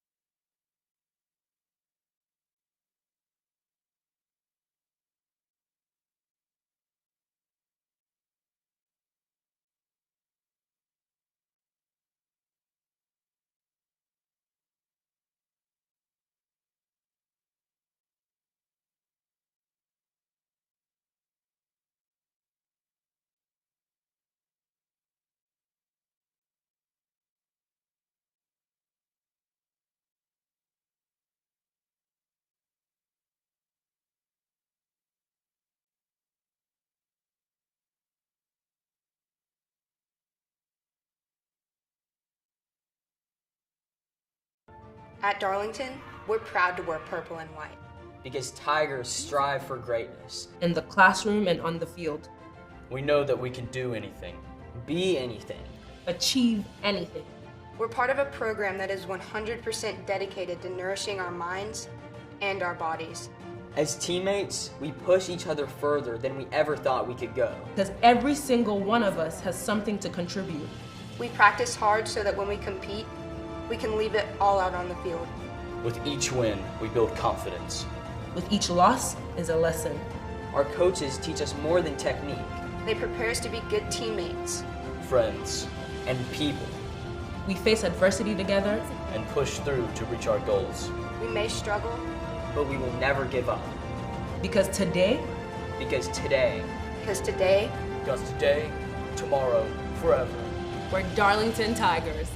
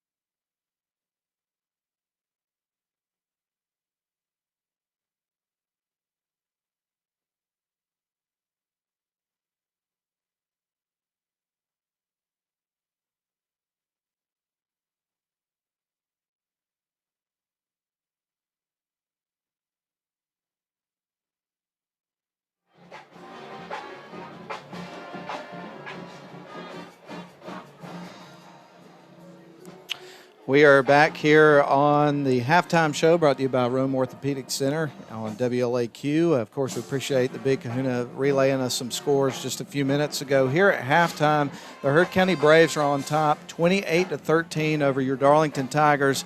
That's a little bit deceiving because the last 14 points that were scored in that first half were scored in the last 26 seconds of that half after a couple of Darlington turnovers, which were pretty unfortunate and kind of put them in a little bit of a hole going into halftime, which is really, you hate to see that in because, man, they were going toe-to-toe with Heard County the entire half. And, I mean, this game is far from over, but you definitely like the position they were in before those couple of turnovers that we saw. Yeah, absolutely, Matt. Darlington played a really, really good half, and then a couple of mistakes really turned things around for the Braves. They get the ball to start. We talked about how you respond when you face adversity. Well, you're facing it right now. You know Coach Eighth is in the locker room, gathering those guys together, getting them fired up to come out and put together a great first drive to the second half. We need to get David Corbin, who handles the video here, to get us a locker room cam with a microphone so we can hear those conversations. You think Coach Eighth would be all right with that? But anyway, you're of course listening to Darlington Tiger Football on WLAQ and the live video stream. I do want to give you a Braves update because WLAQ is your local affiliate in Rome for the Atlanta Braves. And right now they are closing out the season. Got a few games series with the Red Sox playing at Truist Park. And the Braves and Red Sox right now are tied. But one of the reasons I wanted to bring that up is my phone dinged with an update just a couple of moments ago. And apparently Ronald Acuna Jr. launched a 495 feet home run in that game earlier to give the Braves their one run in that game. I mean, that dude can just absolutely launch it. He can. He is exciting to watch. And if you like offense, you need to watch a Braves game or two because those guys can just light up the scoreboard. And the long ball is definitely their friend. Now, we've gotten to a place where, because of all the injuries with the pitching staff, and I think I might have mentioned this on the broadcast last week, so I apologize for using the same line a couple of times, but in the movie Major League, people of a certain age group are going to remember that, where the guys that are the field guys or whatever, I'm searching for my term there. Help me out here. You know who I'm talking about. But anyway, they get out on the field and they say, well, who are these guys? Well, that's what I feel about the Braves pitching staff right now sometimes. Yeah, they did avoid a disaster with Max Fried. Look, he injured his ankle fielding a bunt the other night, and they removed him from the game. But it has been confirmed he's just fine. He'll be ready for the playoffs. Well, that is great news without a doubt. Well, wish we had better news at halftime. Right now, 28-13, Tigers trail. But the good news is there's a whole another half left to go this football game. And as you mentioned, Darlington's going to have the ball coming out of the locker room. We'll take the opening kickoff of the second half as they won the toss at the beginning of the game and deferred to the second half. And there's no doubt that there'll be adjustments made and that, of course, as you mentioned, a spirited talk at halftime. These guys are going to be ready to roll in the second half, and I still think we're going to have a close ball game when the final buzzer sounds. Yeah, you just got to shake off the frustration of those mistakes. Yep, this is the situation you're in. You get the ball to start the second half. Let's go take advantage of it. No question. Well, we've got about 10 minutes until we start the second half, or I should say until time expires from the halftime period and we get ready for the 3-minute mandatory warm-up period. And so we're going to take another break here on the Rome Orthopedic Center High School Football Scoreboard Show at halftime edition. And we'll talk about some more scores in a little bit and continue our discussion here at halftime from Staples Stadium. We're in Franklin, Georgia, in Heard County on a beautiful night for high school football. Again, 28-13 your score. Braves on top of the Tigers. We'll be back in a few minutes.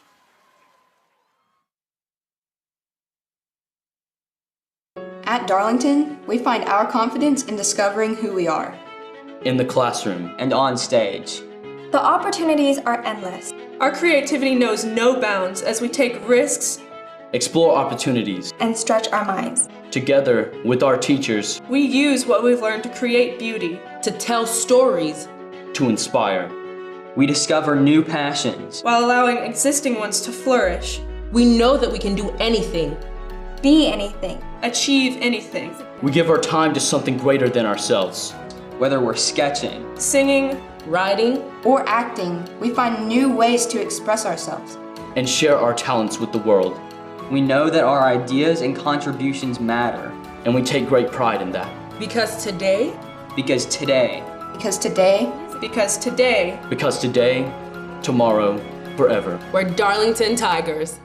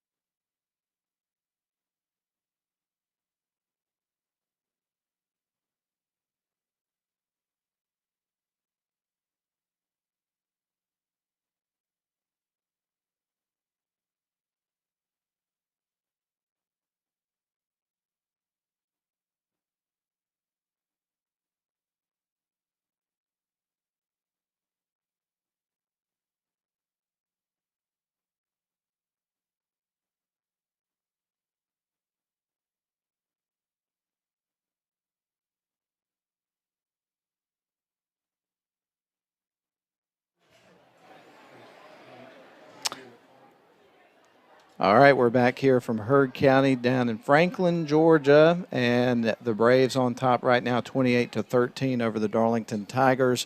And we're going to go over some statistical data that we just got from Stacy Norton, and we really appreciate that, man. It definitely is going to add a lot here as we go over what happened there in the first half. But for Harrison Allen, he would have 9 carries, 44 yards, averaged 4.8 yards a carry, scored a touchdown. Patrick Shelley would have 6 carries for 65 yards, and he would average 10.8 yards a carry. He had some big runs there.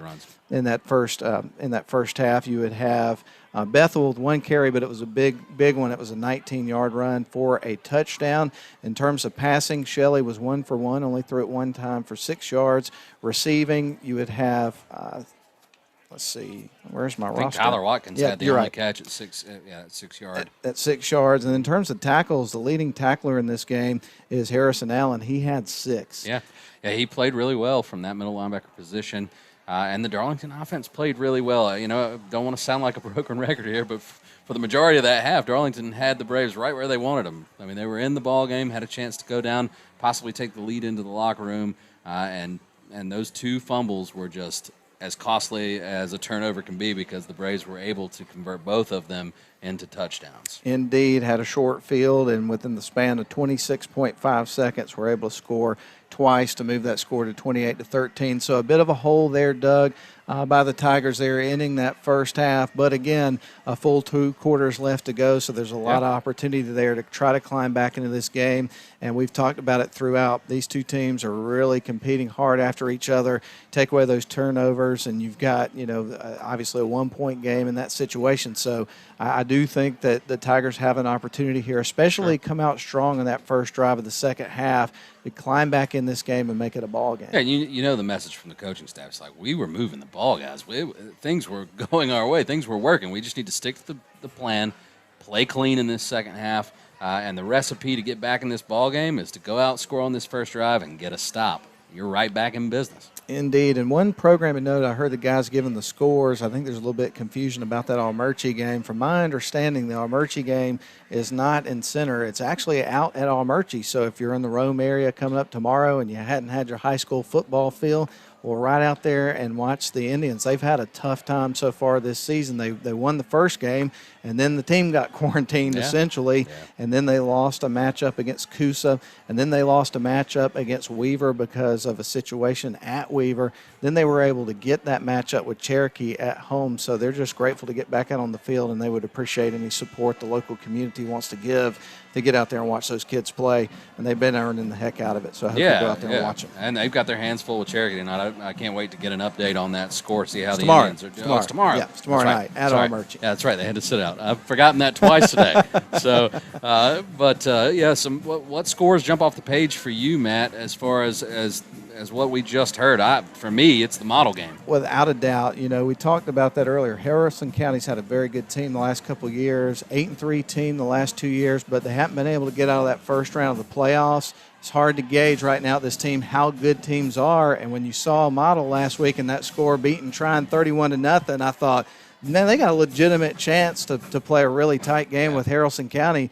That's the biggest surprise for me also. I thought Model would win that game, actually. And I'm not necessarily surprised by this one, but I know you're happy to see that Rome is tied at halftime with a very tough Collins Hill team. Rome, of course, coming off their first loss of the season at Cherokee last week. And the Rome defense has made good adjustments in the second half, but this time it seems like they're right where they need to be on the road. That would be a huge win for the Wolves. It really would be, and I mean the whole thing with Rome this year is we all know what kind of talent they have on the field. It's just young talent, and that's got to mature and kind of get things on track, and they've obviously got some tough region games coming down the road, and this is a really, really tough matchup, a good game for them to be in this early season.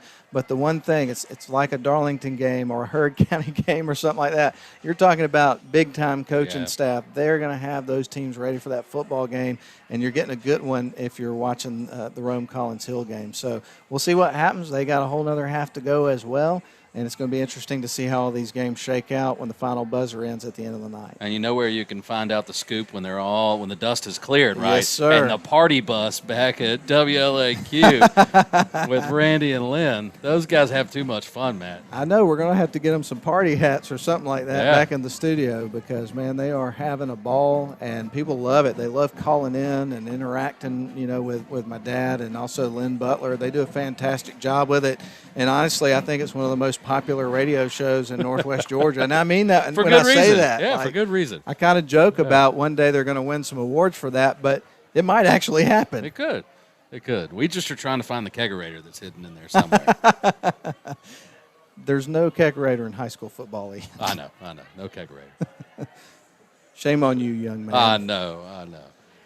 Well, the Heard County Braves are going to tee it up again. Mr. James Newell, who handles the kicking duties. We've got 23 seconds left in the mandatory warm-up period, but everybody's lined up and ready to go. They are ready for some football here in the second half, and so are we. And so with that, folks, 10 seconds left on the clock, 28-13, Darlington trailing here on the road against the Heard County Braves. We knew it was going to be a tough test, and let's see what the Darlington Tigers can pull together for you here in the second half. And there goes the buzzer. That means we're just about to be back underway with a whole nother half of high school football from Franklin, Georgia. Let's go, Mr. Newell. Let's get this thing rolling. Here he comes to the 40-yard line. Kicks the ball. It's going to be end over end, and it's going to drop into the hands of none other than Mr. Tyler Watkins, who's going to bring it out across the 30 with another good return for the Tigers, and they're going to have it at the 33. And field position has been advantageous for the Tigers so far. They've done well in the return game. They had to start from their 21. So other than that, this would be the second worst field position they've had all night, starting at their own 33. So a good return there by Watkins, and a very important drive to open the second half for the Darlington Tigers. Patrick Shelley, who's been in at quarterback the entire game so far, he will be back at quarterback here for this first drive of our second half. He's going to have Harrison Allen in the backfield with two wide receivers to the far side and one to the near, working left to right. Again, Darlington in their all-white uniforms. There's the snap. They're going to fake the handoff to Allen. Little swing pass out to left side. I believe that's incomplete to the wide receiver, who was Tyler Watkins. Yeah, and there was a little problem handling the ball out of the play fake. Low snap. Shelley had pressure coming at him. That was number 45, Nathan McClellan, who has made some plays tonight for the Braves defense. That time he forced Shelley to make an errant pass, and they couldn't reel it in. Only second pass of the night here for Shelley and the Darlington Tigers.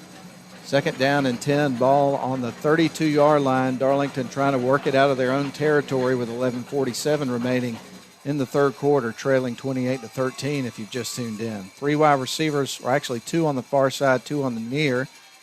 There's the snap. Shelley going to pump fake, puts it in the air, connects with Thomas Speed, who's running down the sidelines to the 20, the 10, and loses his footing and drops at about the 5-yard line. But what a great pass, great fake from Patrick Shelley. Great catch by Thomas Speed, and look at the wheels. Yeah, I tell you what, man, what an excellently executed offensive play there. Good play fake from Shelley, but Speed turned around, faked that curl, got upfield behind the defense. We had not called Thomas Speed's name to this point in the game, but every time that guy touches the ball, it's a big play. It really is, man. He's done extremely well so far. Shotgun formation, Patrick Shelley takes the snap, hands it off to Allen. He dives towards the end zone, and I think he may be down a little bit short. Yeah, he almost got that one across the line. So the big pass play to Thomas Speed sets the Darlington Tigers up at the goal line. You've got second down and goal. There's the snap. They're going to hand it off and go up the middle again, and that's going to be a touchdown. Nope. I haven't seen the signal yet. He looked like he was in. We'll see what they say when they get up from the pile, and it looks like he's going to be short. Interesting. Yeah. I thought he was in, but I guess not. I couldn't tell from the replay either. So officials ruled him down just shy of the goal line. That sets up a third down and goal.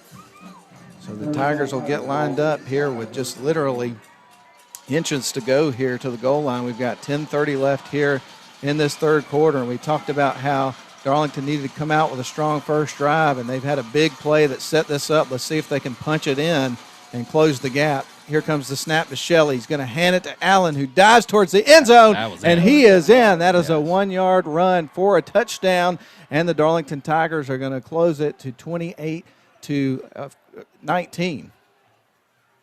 And they will come out and kick the extra point here. I like that call. The last thing you want to do, you've just gotten momentum back, go out and get stopped on a 2-point conversion. So I like that. I like that Coach Eighth is electing to kick here. So we'll see Brinson Sumner on.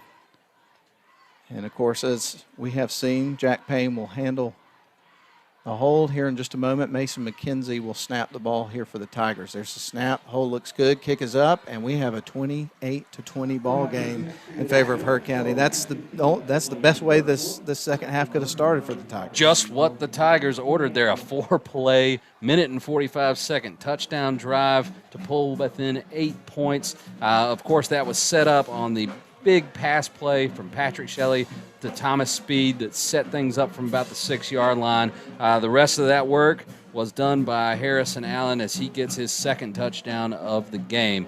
Now the Darlington defense will get a chance to come out, get a stop, get the offense the ball back, and we can erase all the bad memories that happened there in the last couple of minutes of the first half. And it's amazing the way that drive transpired and Darlington getting that quick score in the first couple of minutes, within the first couple of minutes of the second half, how that changed the tone of the way this football game feels. I mean, they scored a couple of times within the span of 26 seconds going into the locker room. We're up 28-13.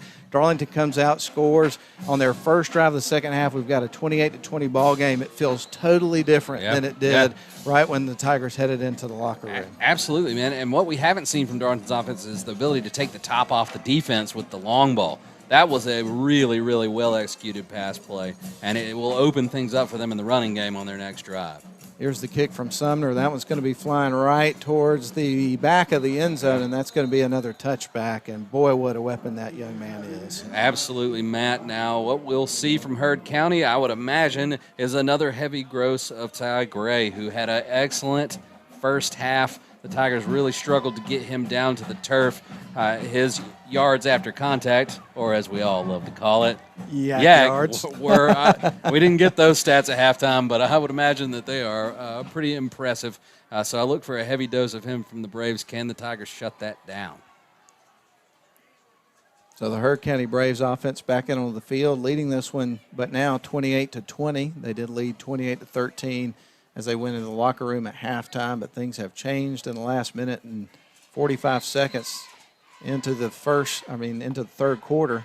Shotgun formation as we get ready for Mr. Finch to take the snap. They're going to have two wide receivers on the far side. They're working from right to left, a sniffer back, and then also Mr. Gray back in the backfield with Mr. Finch. So let's see what they dial up here on this first down and 10 from their own 20. There's the snap. They're going back to Gray just as you had predicted, and guess what?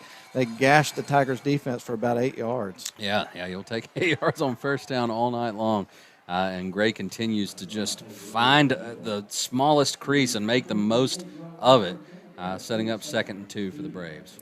Honeymoon Bakery, icing on the cake player of the game coming up after tonight's action. Harrison Allen has played extremely well on both sides of the ball for Darlington in the first 3 games. 6 tackles tonight, leading the Darlington defense. He's played well on offense as well, so he's certainly in the running tonight again. Absolutely. A lot of players are putting out a great performance so far tonight. A long way to go. Heard County set to take the snap. Finch has the ball, dropping back, looking to throw, puts it in the air. He is going to connect with his wide receiver, who takes a hit immediately upon catching the ball. That doesn't look good, Matt. He's grasping at the knee there. Hopefully he's okay. Luke Overbay is the one that came in and hit him after he made the grab for a first down, and that is number 8, Leroy Marsh, who made a nice catch. But as you mentioned, he looks to be in quite a bit of pain, so hopefully that young man is okay. Yeah, we'll step away for a break here with the injury timeout. Definitely. Right now, your score: Heard County Braves 28, your Darlington Tigers 20. 9:26 left here in the third quarter. We're going to send it back to the radio studio for a minute timeout. We'll be back.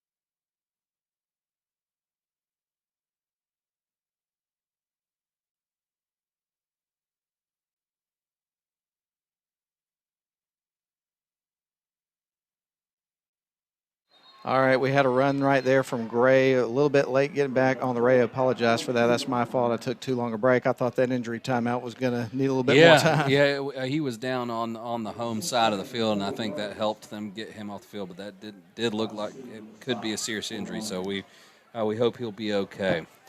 Well, they picked up pretty good chunk of yards on that play, so that's going to set up 2nd down and 6 here for Heard County.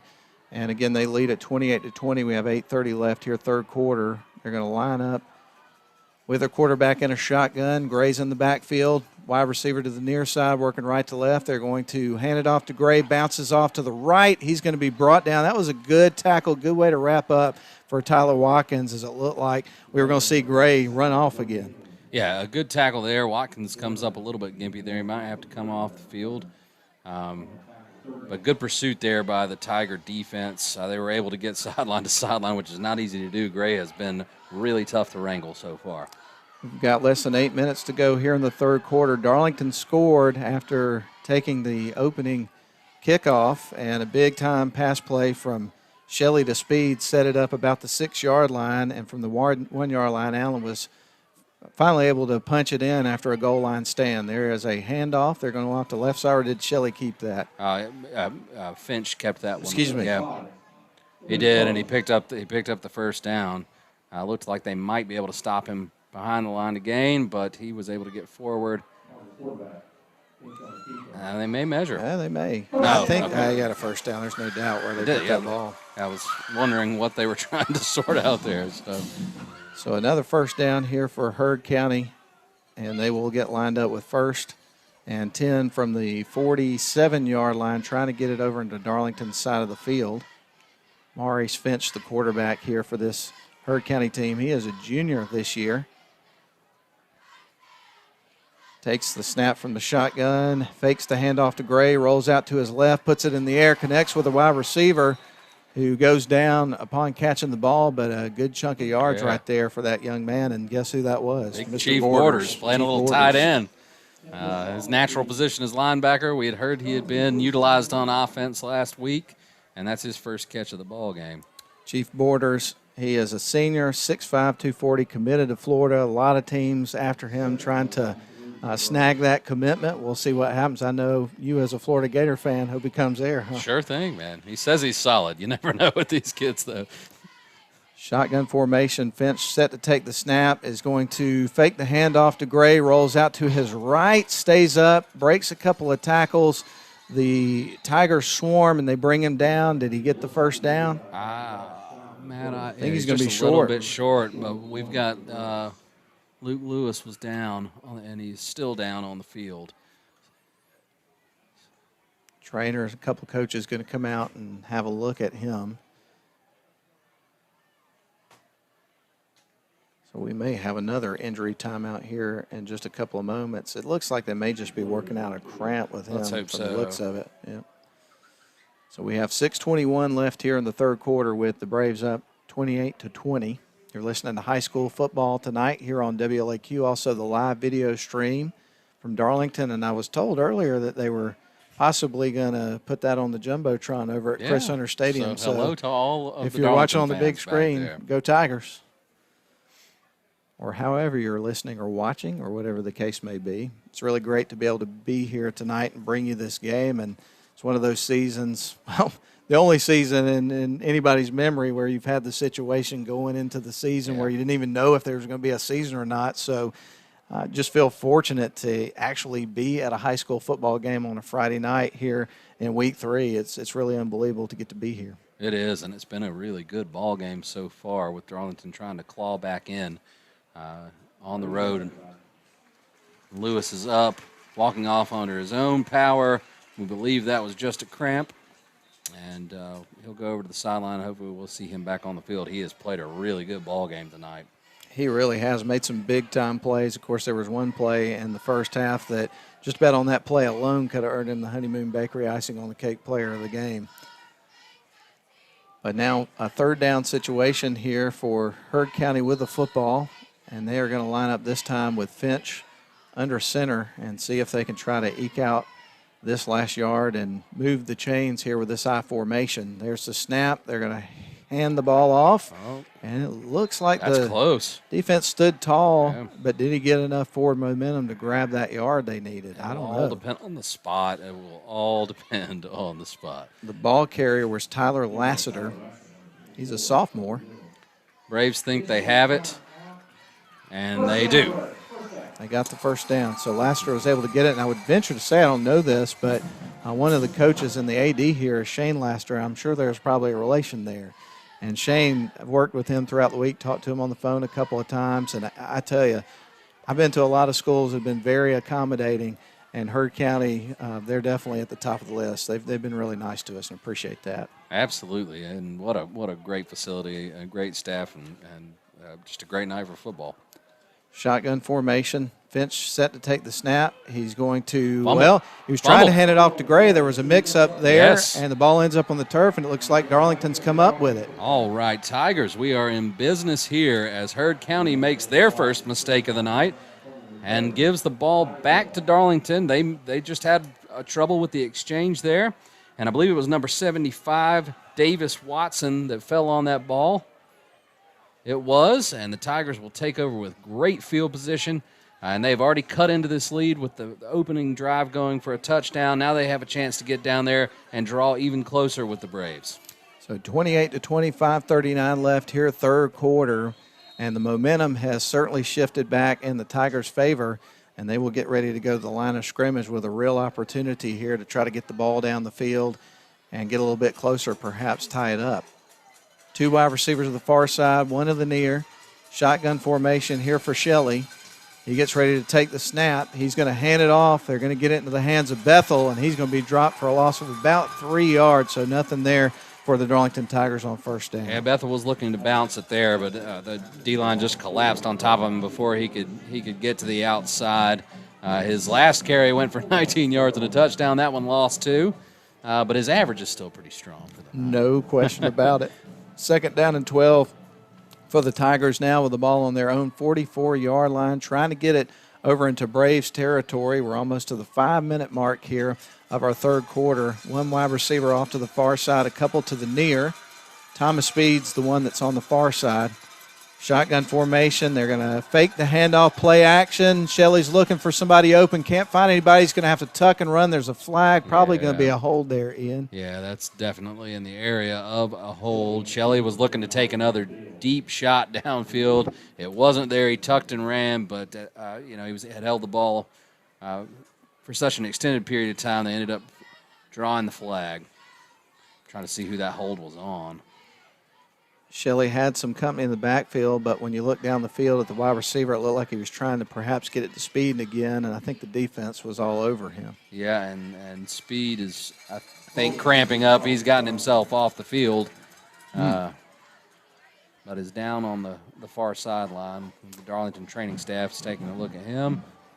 And despite the very late start to the season here in the state of Georgia, with It's the way, still hot. and the humidity is really a big factor tonight. I mean, there for a few days, I guess it was early in the week or last week, we had really low humidity. It was really cool. We had mornings where it was like 50 degrees with no humidity. It felt really crisp, but now that humidity has crept back in.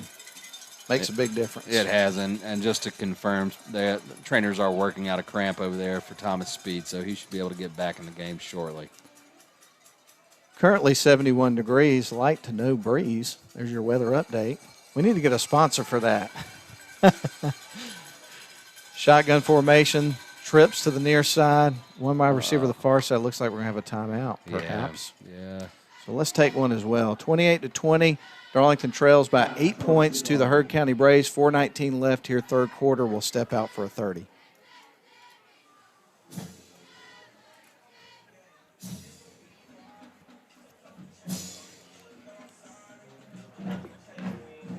They are showing it.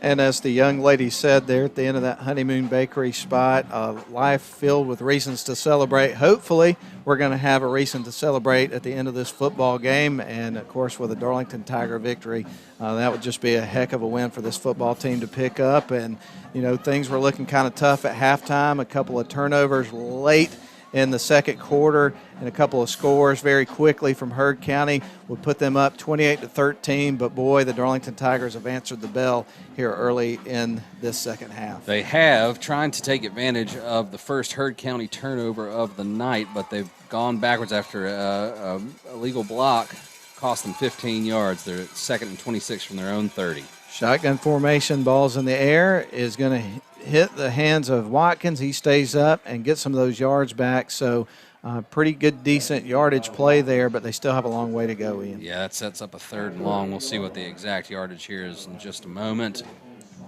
But it would take a pretty significant pickup to convert here. Yeah, 18 yards. And the cramps are creeping in, my friend, because Watkins is now down trying to work one out as well. So we have another stoppage here from the officiating crew. And if you've never been to Franklin, Georgia before, which I have never been here before today, you essentially just get on 27 and keep on driving. It's kind of between Carrollton and LaGrange, but closer towards the LaGrange side, I would say, by a little bit. About an hour and a half drive. Not a bad drive today. Yeah, pretty easy drive, not much traffic. And it's tucked away back here in the woods. But, man, once you get on campus, it is an impressive campus here at Heard County. It is. And, you know, one of the things that we hadn't really talked about a lot throughout the broadcast tonight, but for the second week in a row, we've really dodged the weather, because last week it looked like we could have had just a tremendous amount of rain in the forecast. Then you had another situation that popped up this week, and for a little while it looked like it may be a rainy night in Georgia on a Friday night, but that has not been the case. So I think we've been really fortunate in terms of Mother Nature.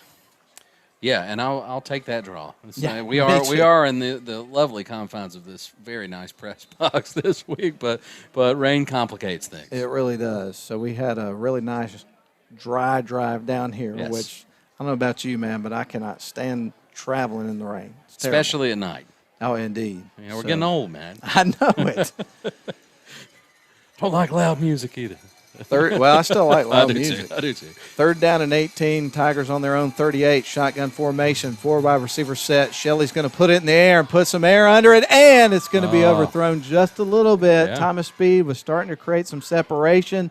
Could have been a home run ball right there, but just missed by a little bit. Yeah, that was that's what you got to do on a 3rd and 18 like that. Take a shot. Maybe you get a PI and end up picking up a cheap first down. But Speed was behind the defense again. Shelley didn't miss him by too much.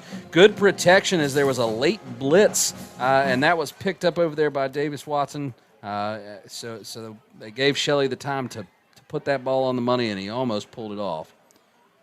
So the Tigers are getting set to punt it away. Brinson Sumner is also handling the punting duties this year. And you'll have one man back here for the Heard County Braves to try to return the kick. The kick is in the air. He goes off towards the right side to field it. It drops, and he is going to have to try to get the ball. And now the Darlington Tigers are going to pick it up. The return man bobbled it. Hendricks, or let's see, who we got there? Ashton Bonner, and the Tigers are able to pick it up. Who got it for the Tigers? I did not. We'll catch it right here. I was just about to compliment Sumner on the way he spins the punt. Just gets a beautiful spiral on it. And let's see who fell on that ball. He's about to get up. We'll see his numbers here on the replay.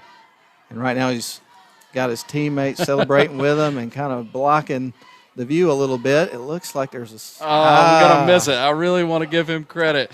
But his teammates were celebrating and blocked the number. So hopefully we can figure that out and call him by name. Because what a huge turnover. Darlington had the momentum, couldn't take advantage. And then the punt, that was a really bad mistake there by Ashton Bonner to even try to touch that thing. But it sets Darlington up, knocking on the door at the 13-yard line. They're going to have to burn a timeout. All right, we're going to do the same thing. It is 28-20, 3:20 left, third quarter, and the Braves are on top of the Tigers, but let's see what the Tigers can do with first down and 10 from the 13 in the red zone when we come back in 30 seconds.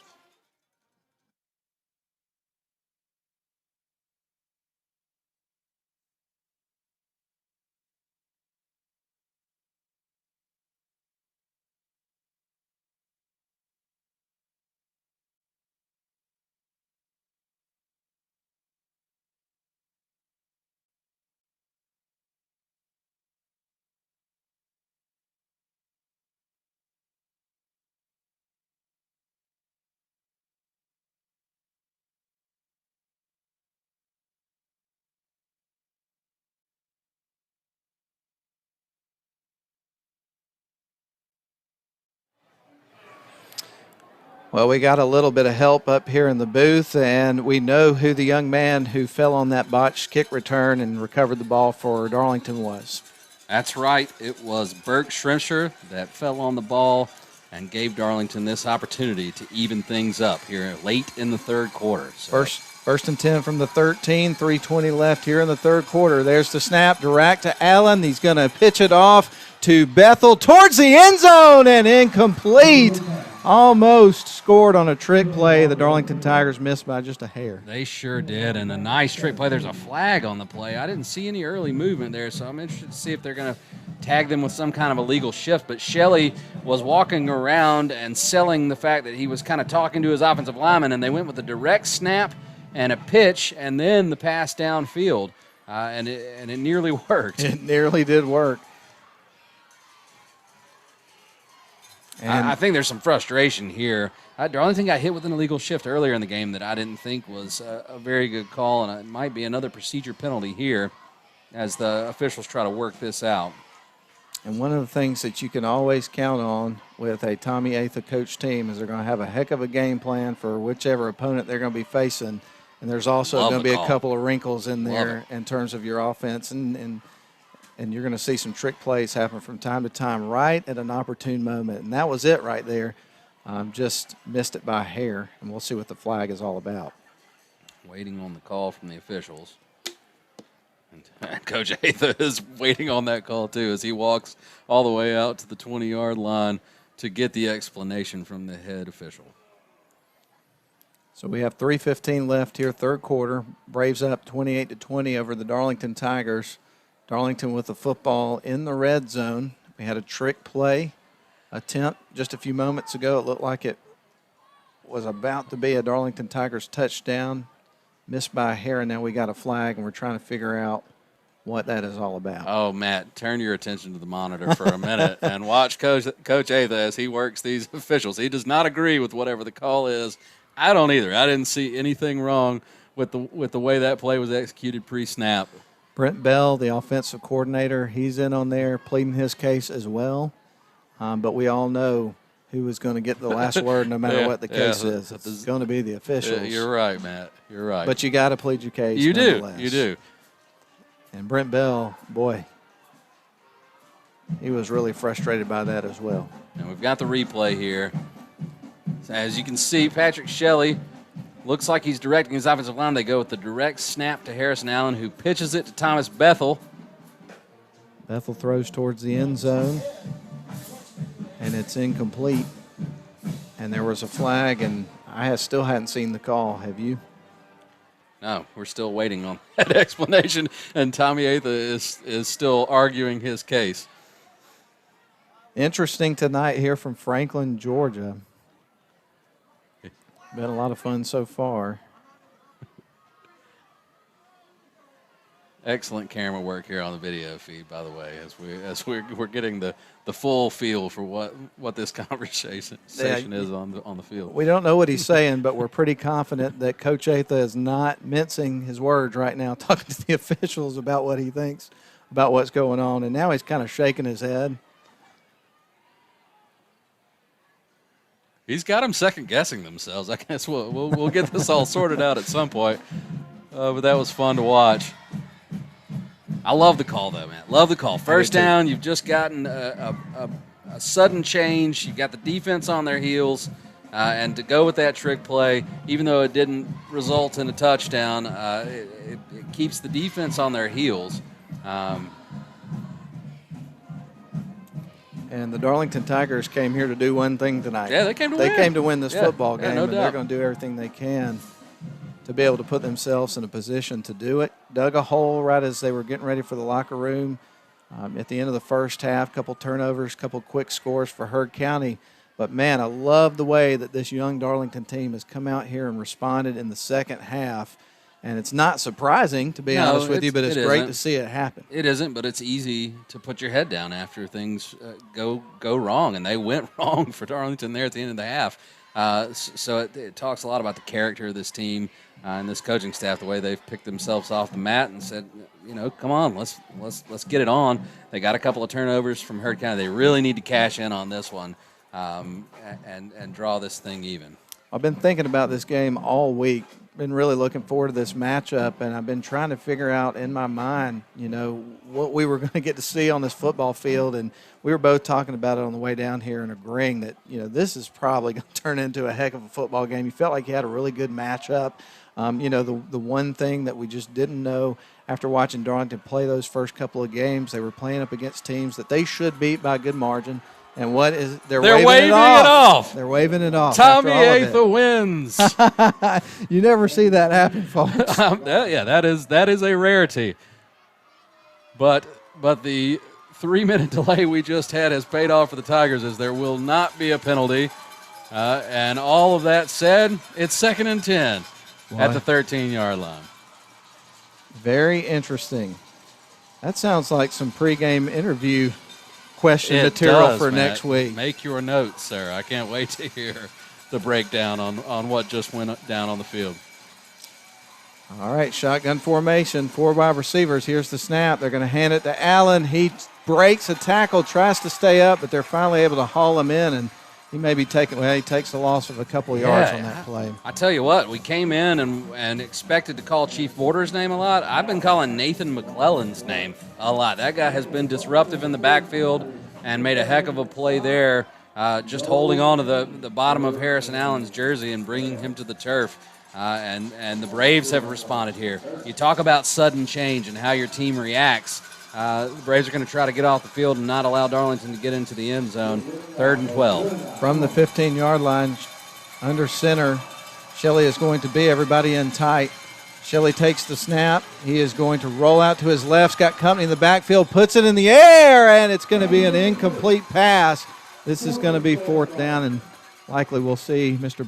Brenton Sumner on for a field goal attempt. Yeah, and once again, McClellan's back there wreaking havoc, forcing Shelley to throw off his back foot. It was a bang-bang play. That was one where you're biting your nails awaiting the result, but in the end it falls to the turf, and Darlington will have a chance to put 3 on the board as Sumner trots out here for what will be a 32-yard field goal. So 32-yard attempt from Brenton Sumner as we wait the snap from Mason McKenzie. Jack Payne on for the hold. Sumner taking a deep breath. We got a flag on the field. Oh, this is going to be offside on the defense.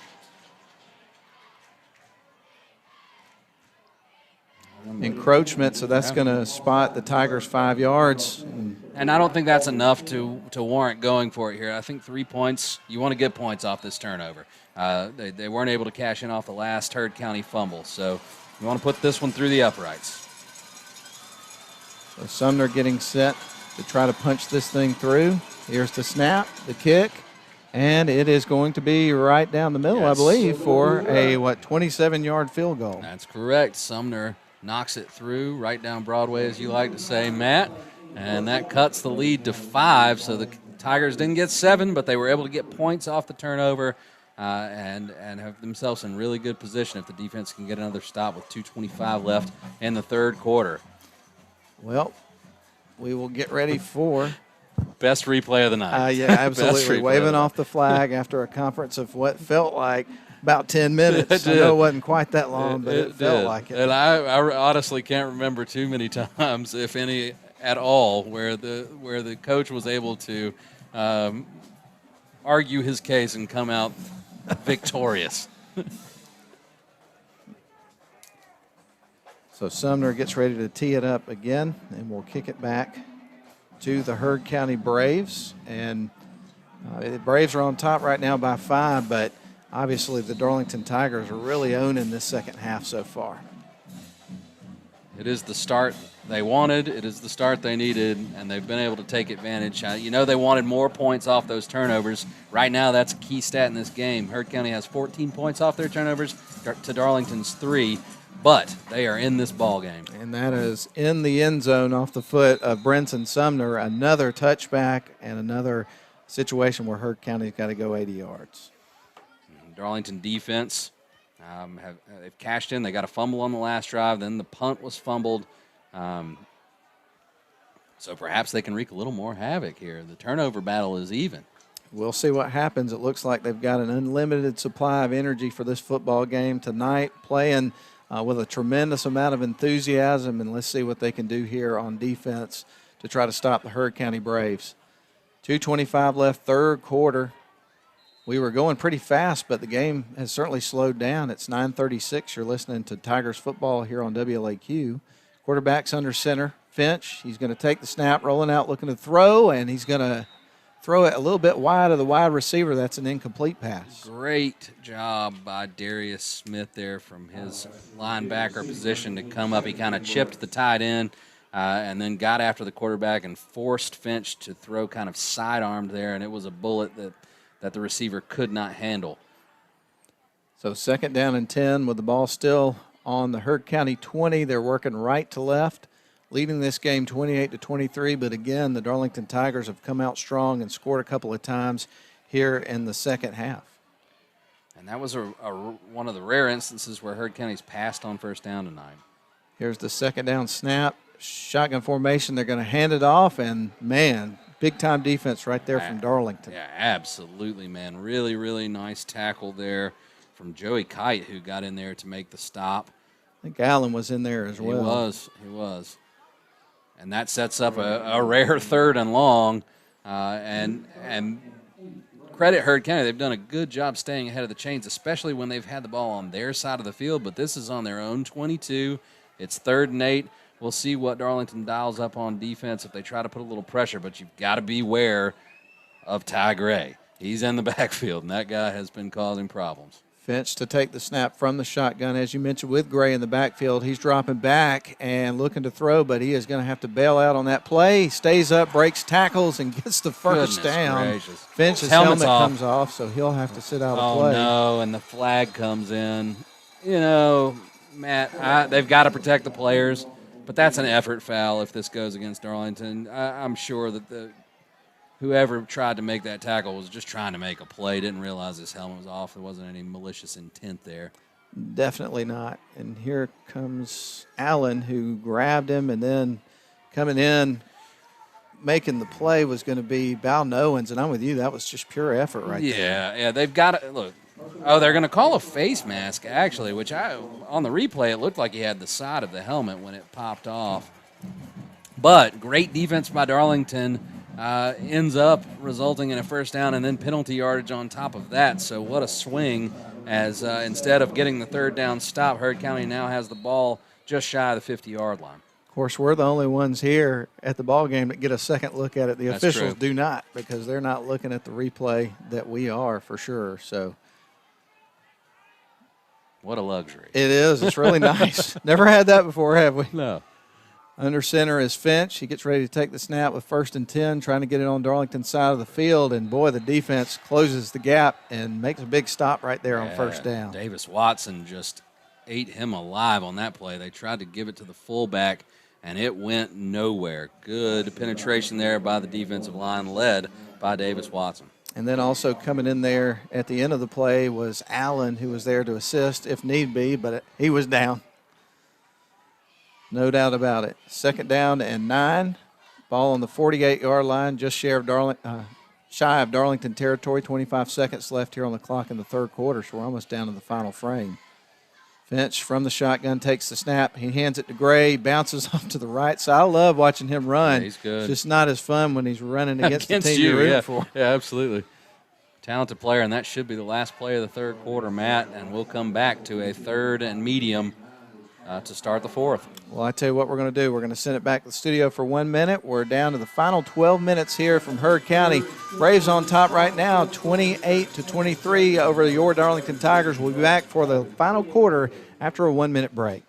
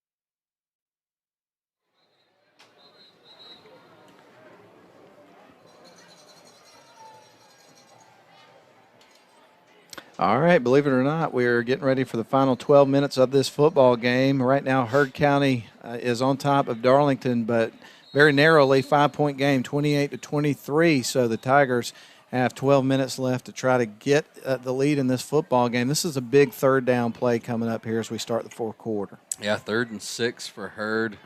We've seen some really sound defense from Darlington, but quarterback Maurice Finch has been able to make plays with his legs. Maybe they can wrangle him this time around. Takes the snap, handles it, hands it off to Gray. Good pursuit by the defense. Can't wrap him up. He stays up and wiggles his way out of bounds and picks up a first down. That was a big run. He sure did, and they had a couple of guys with an opportunity to get him to the ground, but once again, he proves too elusive for the Tigers. Yeah, I thought that right there you were going to see for Darlington 23, Luke McDermott be able to wrap him up and bring him down, but just couldn't quite get a hold of him.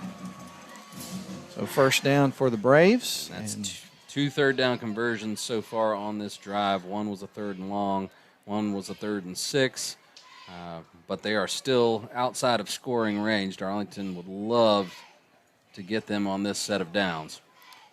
Darlington scored a touchdown and a field goal here in this second half. Only scores of the second half. Darlington has all the points in this half. Shotgun formation, one wide receiver to the far side, working left to right. Heard County with the ball. There's the snap, rolling out, looking to pass is Finch. He's going to put some air under this one, and it is going to be incomplete, out of bounds, as a couple of Tigers were breaking for that ball. And that's the second time on this drive they've elected to pass on first down, which has not been a trend for the Braves offense. He was looking for his favorite target, Jonathan Eccles. Eccles stopped on the route, and Finch thought he was going to keep continuing downfield, so a little miscommunication there. And again, an opportunity to put them in 3rd and long. The Tigers really need to take advantage of it. So the Braves back to the drawing board here for 2nd down and 10 from the Darlington 43-yard line. Shotgun formation, one wide receiver on the far side. Gray in the backfield. Here's the snap to Finch. He is going to hand it off to Gray, who tries to bounce out to the right side. Tigers having a hard time getting him down, but they're able to haul him out of bounds at around the 40, so he didn't get a tremendous amount of yardage on that play. No, he didn't. The right tackle for the Braves did a great job sustaining his block. Ended up actually taking out 2 guys. The sideline was the ally of the Tigers there, as they were able to get him out of bounds, only gaining 2 yards. So 3rd and 8, another chance, the 3rd opportunity on this drive for the Tigers to get off the field. Thomas Speed knocked him out of bounds after a couple other Tigers had some hands on him. Shotgun formation, 3rd down and 8, ball on the 41 in Tiger territory. Heard County with the ball and the lead. There's the snap. They're going to hand it off to Gray. Breaks through a hole and is able to get it down to the 30. That's a first down. Yeah, big hole there on the left side, and you give Gray that much room, he's going to make you pay for it. Again, he's one of those ones you like to watch him run, but it's a heck of a lot more fun if he's on your team. Yeah. My goodness. Yeah. He had a big hole there on the left side that time. Luke Lewis on the tackle. He's been everywhere for this defense tonight. He and Harrison Allen have really played outstanding. But another 3rd down conversion. That's the 3rd of this drive for Heard County.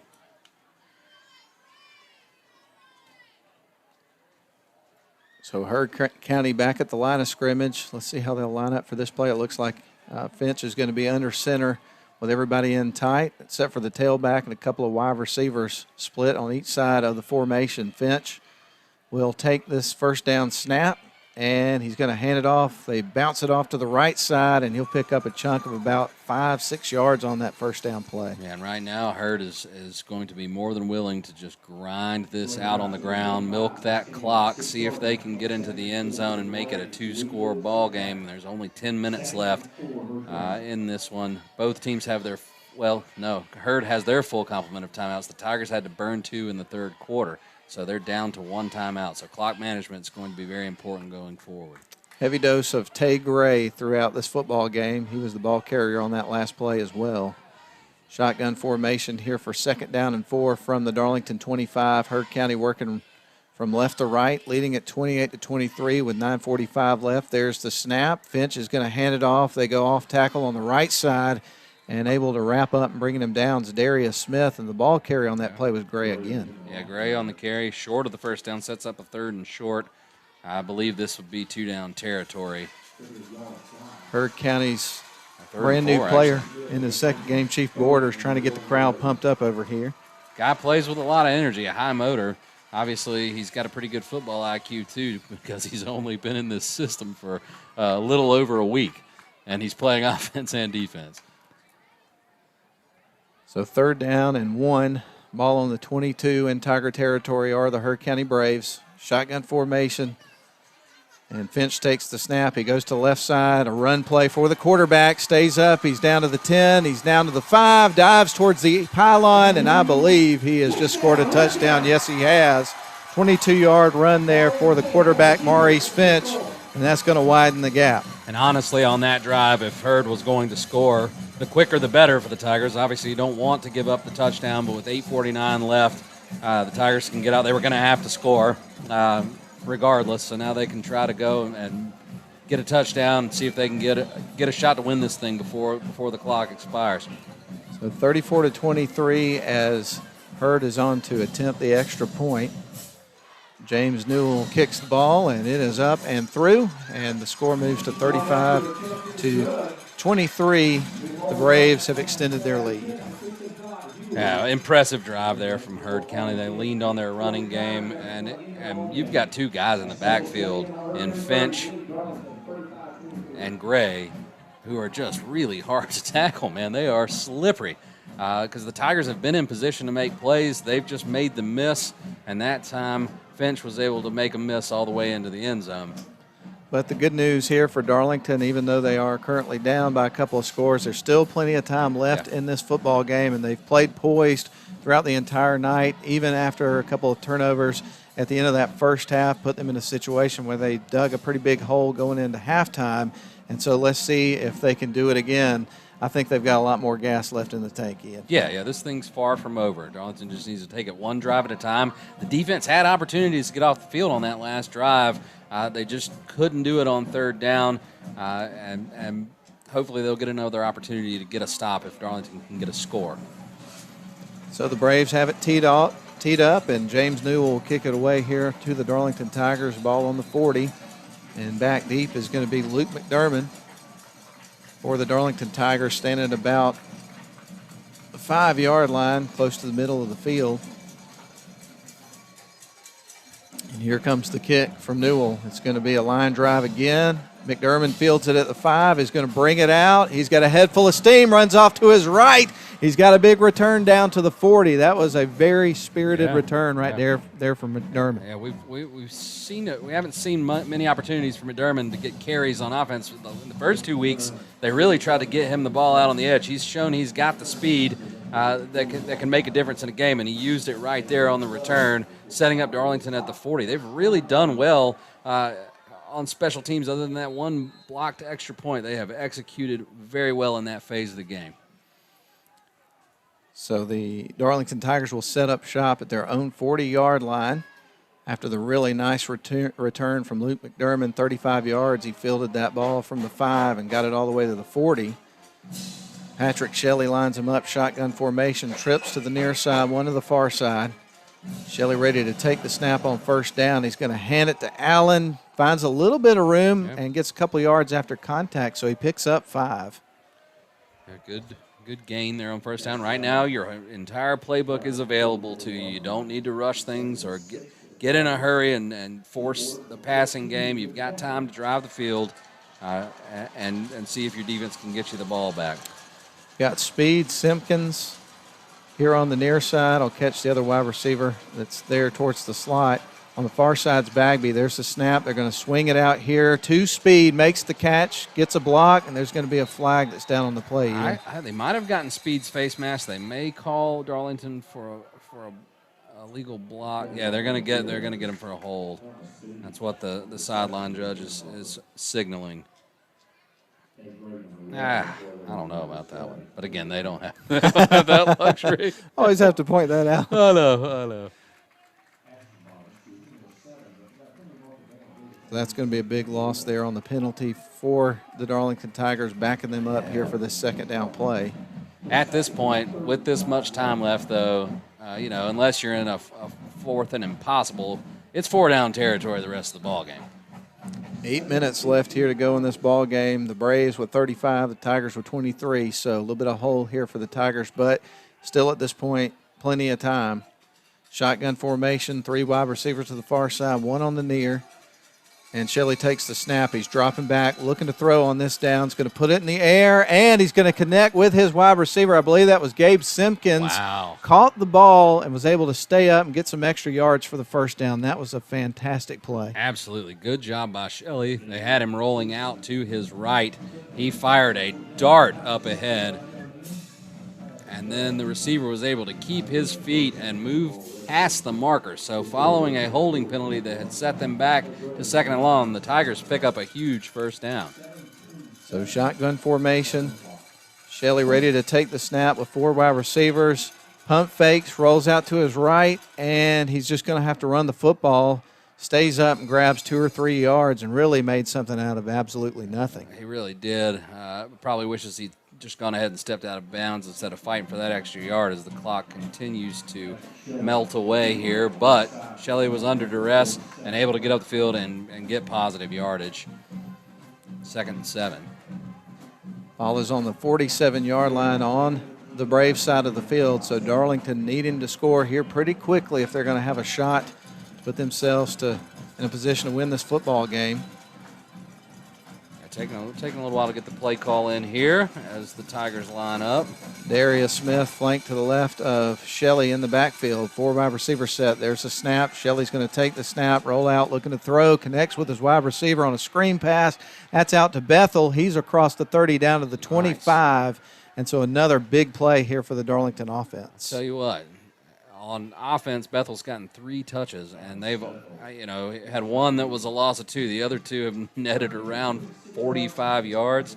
Get that kid the ball. Absolutely. He can play. First down now for the Darlington Tigers, trying to get the ball into the red zone. They're on the Braves side of the field and driving. Shotgun, 3 wide receivers to the far side, 1 on the near. Patrick Shelley set to take the snap. Ball's in his hands. He's going to turn to his right. Now he's looking to his left, trying to find somebody he's going to have to tuck, and I thought he was going to run. He actually got the ball out to a receiver. Wow. That was Thomas Speed, and is that a catch? I think he caught the ball. He did. Can't wait to see that one played back. But Shelley, he faked to his right. They were trying to set up the deep ball. It wasn't there. Thought he was going to run, and then he decided to throw the ball at the last minute. It looked like it got deflected, and somehow Speed pulled that in. And now it's going to be first down from the 14-yard line. Tigers in the red zone with a fresh set of downs. Yeah. That was a crazy-looking play. It really was, making something out of nothing. Shotgun formation here for this first down from the 14. There's the snap. They're going to fake the handoff. Quarterback Shelley's rolling out, looking to throw again, and this time it's going to be short of the wide receiver. Incomplete pass to Bethel. Yeah, and that time Shelley got loose, and he did have a man, but he had to switch hands, and as he was moving the ball back and forth, he never got a good grip on it before he released that and threw it into the turf. But it does stop the clock. It's 2nd and 10. They're on the 14. And moving the ball well. And, it's been a methodical approach from the Darlington offense. They've changed that up here as they've moved to the passing game. 2nd and 10, trips to the right, 1 receiver to the left. Shelley looks off to the sidelines, gives some instruction there at the line of scrimmage. Here's the snap. He's going to drop back, going to throw up the middle of the field, and it's incomplete, but a flag comes in as well. Got a dead ball procedure penalty here. We'll see who. False start. 5-yard penalty against the Darlington Tigers, so they'll back them up 5 yards as they'll get ready. And at this point, Matt, a field goal does you no good. You got to get into the end zone, and it is 4-down territory. So Tigers looking to get 7. So 2nd down and 15 here from the 19. Darlington Tigers still in the red zone. And we're going to have a whistle from the officials. And they'll have to adjust the clock here, too, as the whistle blew and the clock continued to run. And it was a dead ball, so they'll have to sort this out. Well, stay tuned after tonight's action. Earlier tonight, the first half just flew by, but the second half has been quite a bit longer.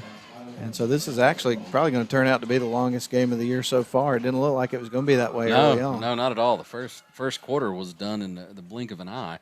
The officials have adjusted the clock. It had drifted down to 5:02. Now 5:11 is remaining. After the game, we'll have a brief wrap-up show in which we'll award the Honeymoon Bakery Icing on the Cake Player of the Game and get you ready for the scoreboard show brought to you by Rome Orthopedic Center. Here's the snap on second down. Shelley rolls to his right. 2nd and 15 from the 19. Going to put it in the air up the middle of the field, and it's incomplete. I think the pass was intended for Thomas Speed. Yeah, that was a bullet that Speed could not handle. A little bit behind him on that one as well. Good coverage from the Braves. Shelley had a chance to look back across the field and found Speed coming across. Just couldn't complete that one. And that sets up a 3rd and long. So wouldn't be surprised to see something a little bit different as far as the play call here. You want to put yourself in a position where it's 4th and manageable. Third down and 15, ball on the 19. Darlington in the red zone. Patrick Shelley set to take the snap. 4 wide receiver set. Bethel goes in motion. There's the snap. They're going to swing it to Bethel on the right side. He's going to put it in the air. Back to Shelley. Shelley's going to run towards the end zone. He sees a lot of green gas and daylight. Touchdown, Darlington Tigers on a 19-yard play. What a play, Ian. What a call. What a call. You know, I said we'd see something different, but not that different. Never could have guessed that. Did not expect that. As they went with the quick little screen, looked like a screen to Bethel. Bethel throws it back to Shelley, who takes it to the house. So another trick play. This time it results in a touchdown and a huge touchdown, a must-have touchdown for the Tigers. If they punch this extra point in, they're 5 points behind. A stop and a score would win the ball game. Well, folks, do not change your dial. Stay with us. We've got quite a game brewing here tonight from Franklin, Georgia, as we get ready for the extra point attempt from Brinson Sumner. There is the kick, and it is up and good, and we've got a 5-point ball game. We do. Oh, man. This Tiger team does not quit. They have fought back, and what a fun game we have seen tonight. A lot of twists and turns, but with 4 minutes and 54 seconds left in the game, Darlington has a chance, if they can get a stop, to pull this one out on the road. And again, just to recap that scoring play, it was Patrick Shelley taking the snap. He swung the ball out to Bethel, who passed it right back to him behind the line of scrimmage. And then Shelley ran into the end zone and picked up the touchdown, and that moved the score to 35-29, and then the PAT was good from Brinson Sumner, and now we're 35-30 with 4:54 left to go here in the football game.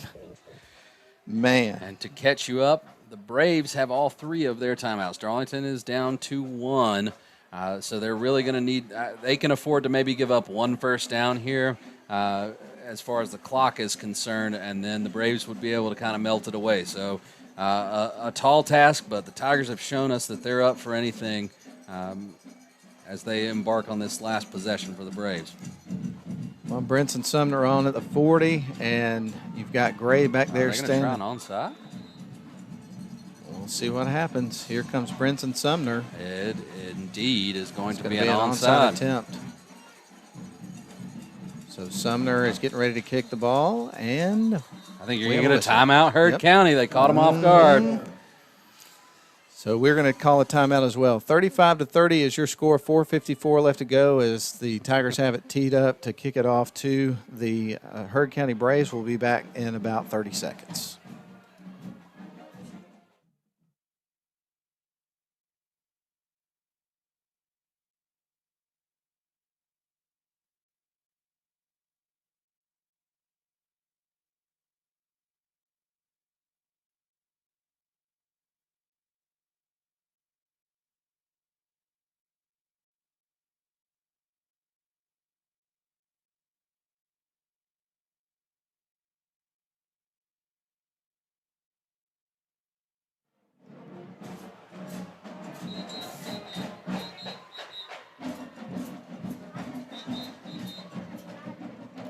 Well, we are certainly getting our money's worth here tonight from Franklin, Georgia. 35-30, the Braves on top of the Tigers.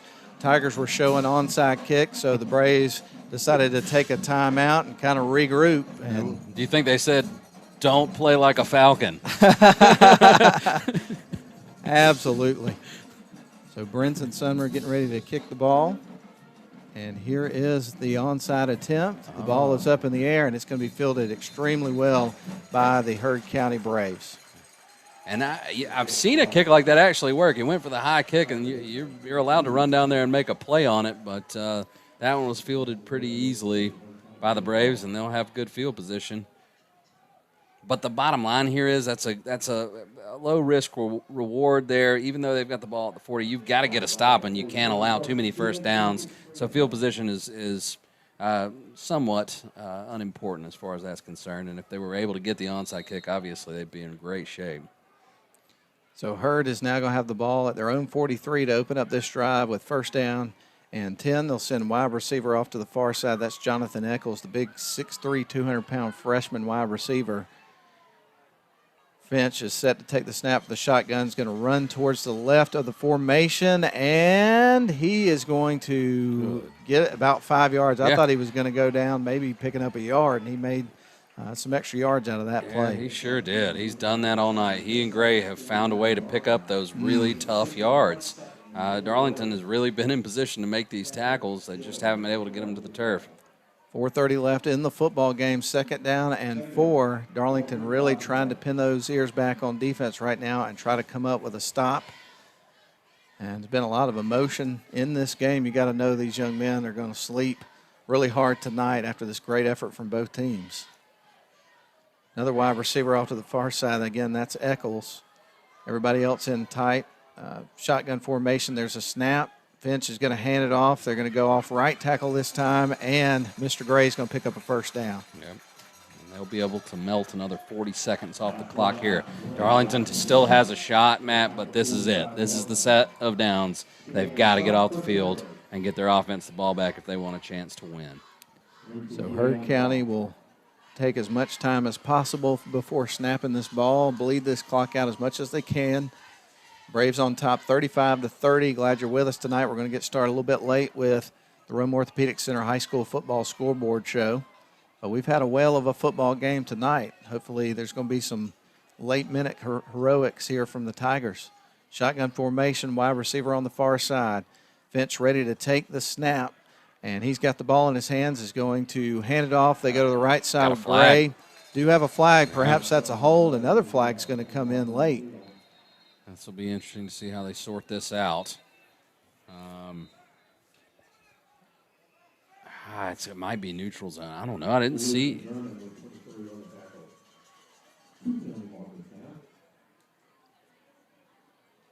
We'll wait for them to sort this out. It looks like, they're backing the Braves up, so that's going to be a procedure penalty. Or illegal formation, perhaps. I didn't see anybody jump early. Still have but a big penalty. Oh, a very big penalty, and we still hadn't seen the officials call, have we? We have not.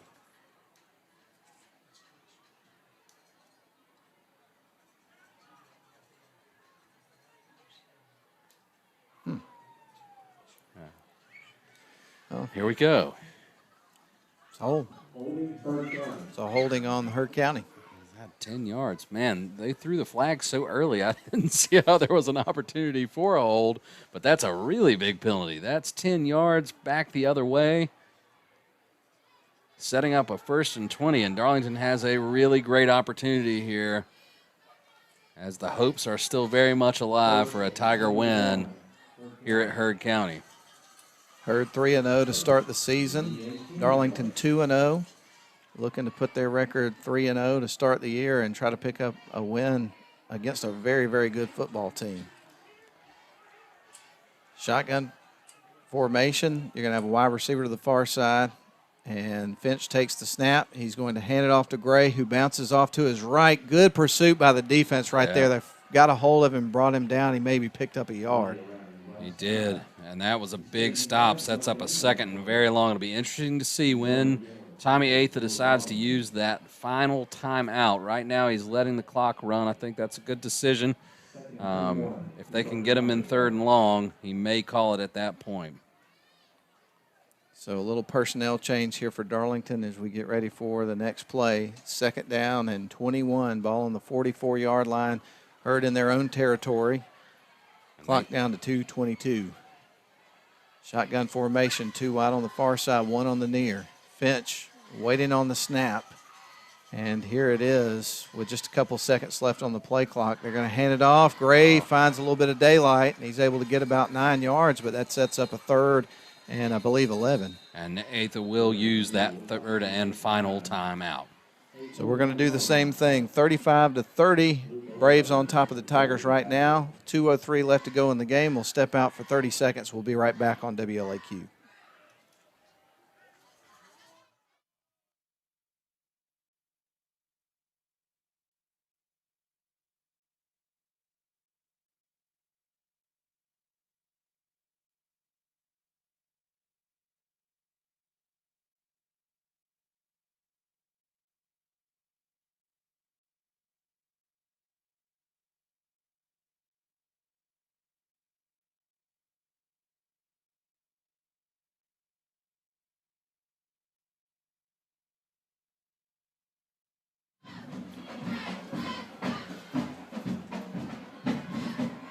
All right, we're back, folks, out of the timeout as everybody's about to make their way back out onto the field. We've got 2:06 left in, 35-30. The Darlington Tigers right now trailing the Heard County Braves, and it's going to be 3rd and 11. So this is a very, very big play. This is basically your ball game. Yeah, it's a chess match here. You know, if you're Heard County, you can run a safe play here, and if it picks you up 4 or 5 yards, maybe you go for it on 4th down. I don't know.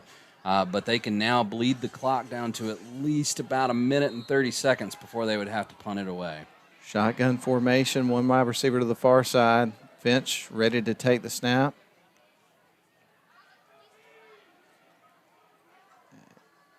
Trying to get them to jump, it looked like. Sure did. And they didn't they're bite. going to take a timeout. So Heard is going to take a timeout. We'll take another one as well. 35-30. Braves over the Tigers right now. 2:06 left. We'll be back in 30.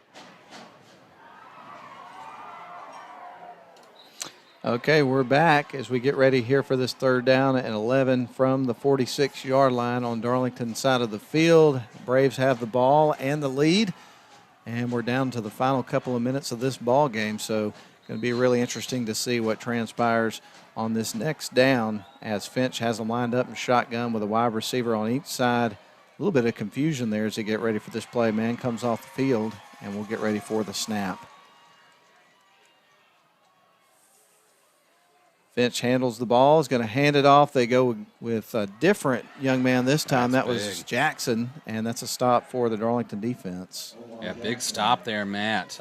If they had picked up significant yardage there, I think they may have gone for it, but he only picked up 2 or 3 yards, which will set up a 4th and 8. You don't want to take that risk. I don't think you want to take that risk of giving Darlington that good a field position with enough time on the clock to get down and put themselves in position to get the winning score. I believe that was Darius Smith with that stop there for the Tigers. It was, and it was Omar Jackson, a guy we thought would get a lot more carries tonight, but with the way Gray has performed, you kind of understand why they gave him the heavier workload. Yeah, last week Omar Jackson had 88 yards on 18 carries against Manchester, so I'm kind of with you, man. I thought we were going to see more of him tonight. All right. The Braves have taken their final timeout. We're just going to keep it right here through this one. I'm tired of pressing buttons. Hey, well, we can set the table for everybody, Matt. The Braves have it 4th and 7 on the Darlington 42-yard line. I would expect them to come out and punt the ball just because to give Darlington good field position makes absolutely no sense here. So maybe they'll put the quarterback back and do a little pooch kick. Maybe they'll line up and kick it away. We haven't seen too many punts in this ball game. Both offenses have either had great success or turned it over on their drives. I think Darlington's punted once, and I think we did see one punt out of Heard County tonight. But Darlington's going to have enough time here. They don't have any timeouts, so clock management will be key. We'll see where they get the ball back. But they're going to have a shot to win, and that's really all you can ask for. Oh, indeed. Right. The score at halftime was 28-13. Darlington came out and opened up the third quarter with a scoring drive to pull close. At that point, it was 28-20. And, of course, right now we're looking at 35-30. But the Darlington Tigers have played an excellent second half in this football game. No matter who wins or loses this game, neither one of these teams is going to be hanging their head for too long because they both played outstanding. Definitely been some mistakes throughout the game, but it's been a heck of a football game.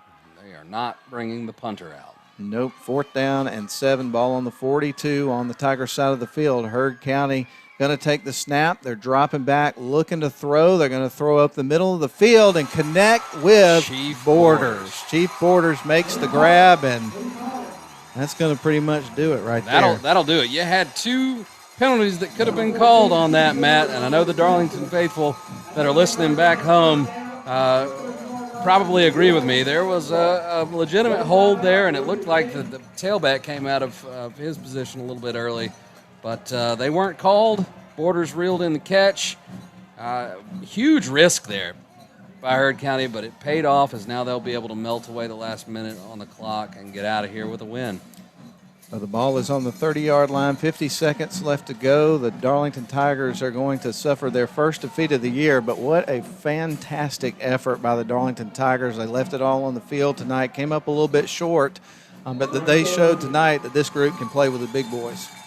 Yeah, no doubt about it, Matt. They had every chance to win. A few things didn't go their way, and Heard County was able to take advantage of it. But no reason to hang their head after this effort. Well, we've gone over tonight into the time of the Roma Orthopedic Center High School football scoreboard show. So we're going to step out for about 3 minutes. We're going to come back and award the Honeymoon Bakery icing on the player of the game and wrap things up real quick because I know the guys in the studio are ready to tell you what's been going on in the other area games tonight for the Roma Orthopedic Center High School football scoreboard show. But Darlington Falls tonight, Heard County on the road, great game. Just came up a little bit short. Final score, Heard County 35, Darlington 30. We'll step out for 3 minutes. We'll come back and wrap it up here from Franklin, Georgia. We'll be back.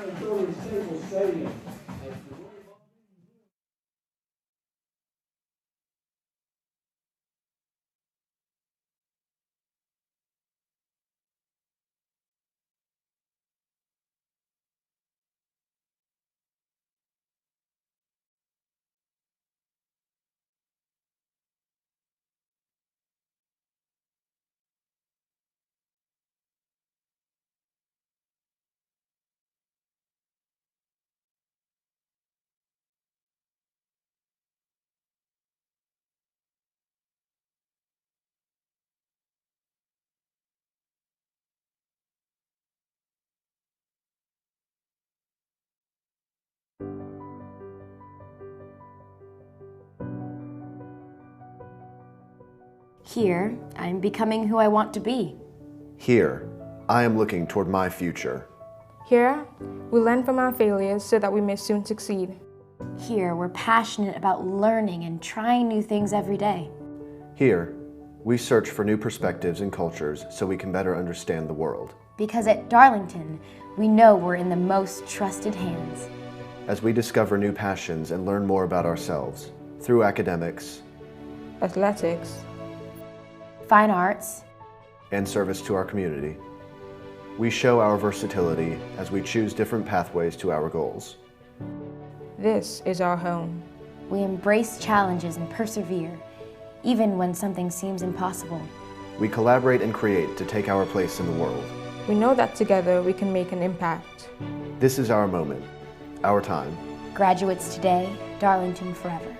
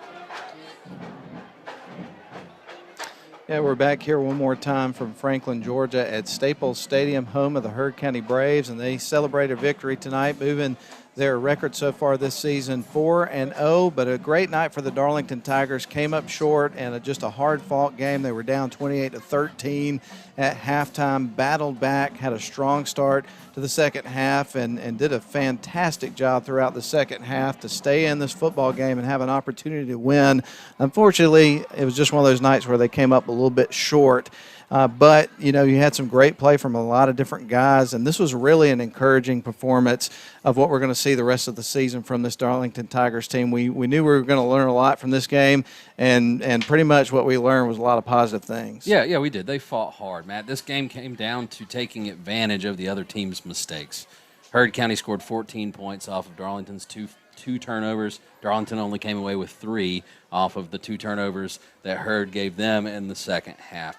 So that's what it came down to. 5-point game, hard fought all the way to the end. It didn't go the Tigers' way tonight, but this team is going to be a contender this year. There is absolutely no question about that. Well, it's time to award the Honeymoon Bakery Icing on the Cake Player of the Game, and it's always one of our favorite parts of the broadcast. And at the same time as it's one of our favorite parts, it's one of the most difficult parts of the broadcast because you've got so many of these young men out there that have been fighting so hard to get to the start of the season and get things going, that are contributing to this football team and making this thing go this year and have the success they had. And so with guys contributing in a big way all over the field for the Tigers, it can be a hard decision to make. But one young man really stood out tonight on a couple of big plays that he made that were kind of the catalyst on getting some things going for Darlington. So we have arrived at our decision, Ian. We have. A guy who makes the most of his touches is going to be our Honeymoon Bakery Icing on the Cake Player of the Game, and that is number 15, Thomas Bethel. He scored the Tigers' second touchdown on a misdirection run of 19 yards to give them the lead. And then at the end of the game, when they needed it most, they ran a trick play where Patrick Shelley threw it behind the line of scrimmage. Bethel threw it back to Shelley for a touchdown. So he ran for a touchdown, he passed for a touchdown, had a couple of good kickoff returns, another reception that was a big gainer. So that guy makes the most of his touches, and tonight he's our player of the game. And a heck of a great example of what it means to be a Darlington Tiger. Kids that get out there, give 100% in preparation for the game, and then get out there and give everything they have to the game. And again, unfortunately came up a little bit short tonight, but there is absolutely no reason for any of these young men out on the field tonight to hang their head. It's going to sting for a little while, but really I just look at it like it's a sign of great things to come here for this young Darlington Tigers team in the 2020 season. Yeah, now an odd season where they've got 6 non-region games. So, they haven't even gotten into region play yet. To go on the road and give this Heard County team everything they could handle, yeah, this team's going to be all right. 3 more non-region games. Of course, coming up next week, we're going to be up at Heritage and Ringgold, so looking forward to that. I know they were 3-0 going in tonight, so this is going to be another big test, I think, for the Tigers coming up next weekend and a fun road trip. So we're excited about heading up there and bringing you the game on WLAQ and also the video live stream provided by Darlington, of course. Dave and the group up here, they do a fantastic job with that and have really taken it to the next level. So I really appreciate the job that they're doing. It's a lot of fun to work with these guys, too. It is. Nice really little road trip here. Well, I tell you what, and you know what? The other thing that we pointed out before we went into the broadcast is we've got 3 members of the Rome-Floyd Chamber of Commerce Leadership Rome Class 28, yes, which is pretty crazy that we're all back together again here this many years later. Yeah, so we'll take that opportunity, clip it on YouTube, best class ever. That's right, best class ever. Yeah. Well, Darlington ends up, coming up short in this game, 35-30. For Ian Griffin, Lynn Butler back at the studio, who we're about to send it back to for the Rome Orthopedic Center with Randy Davis. I'm Matt Davis. I wish we had a happier ending to this game, but again, a fun game, and their final score 35-30 from Franklin, Georgia. We'll send it back to the studio for the Scoreboard Show. So long, everybody. Hope you enjoyed the broadcast. Good night.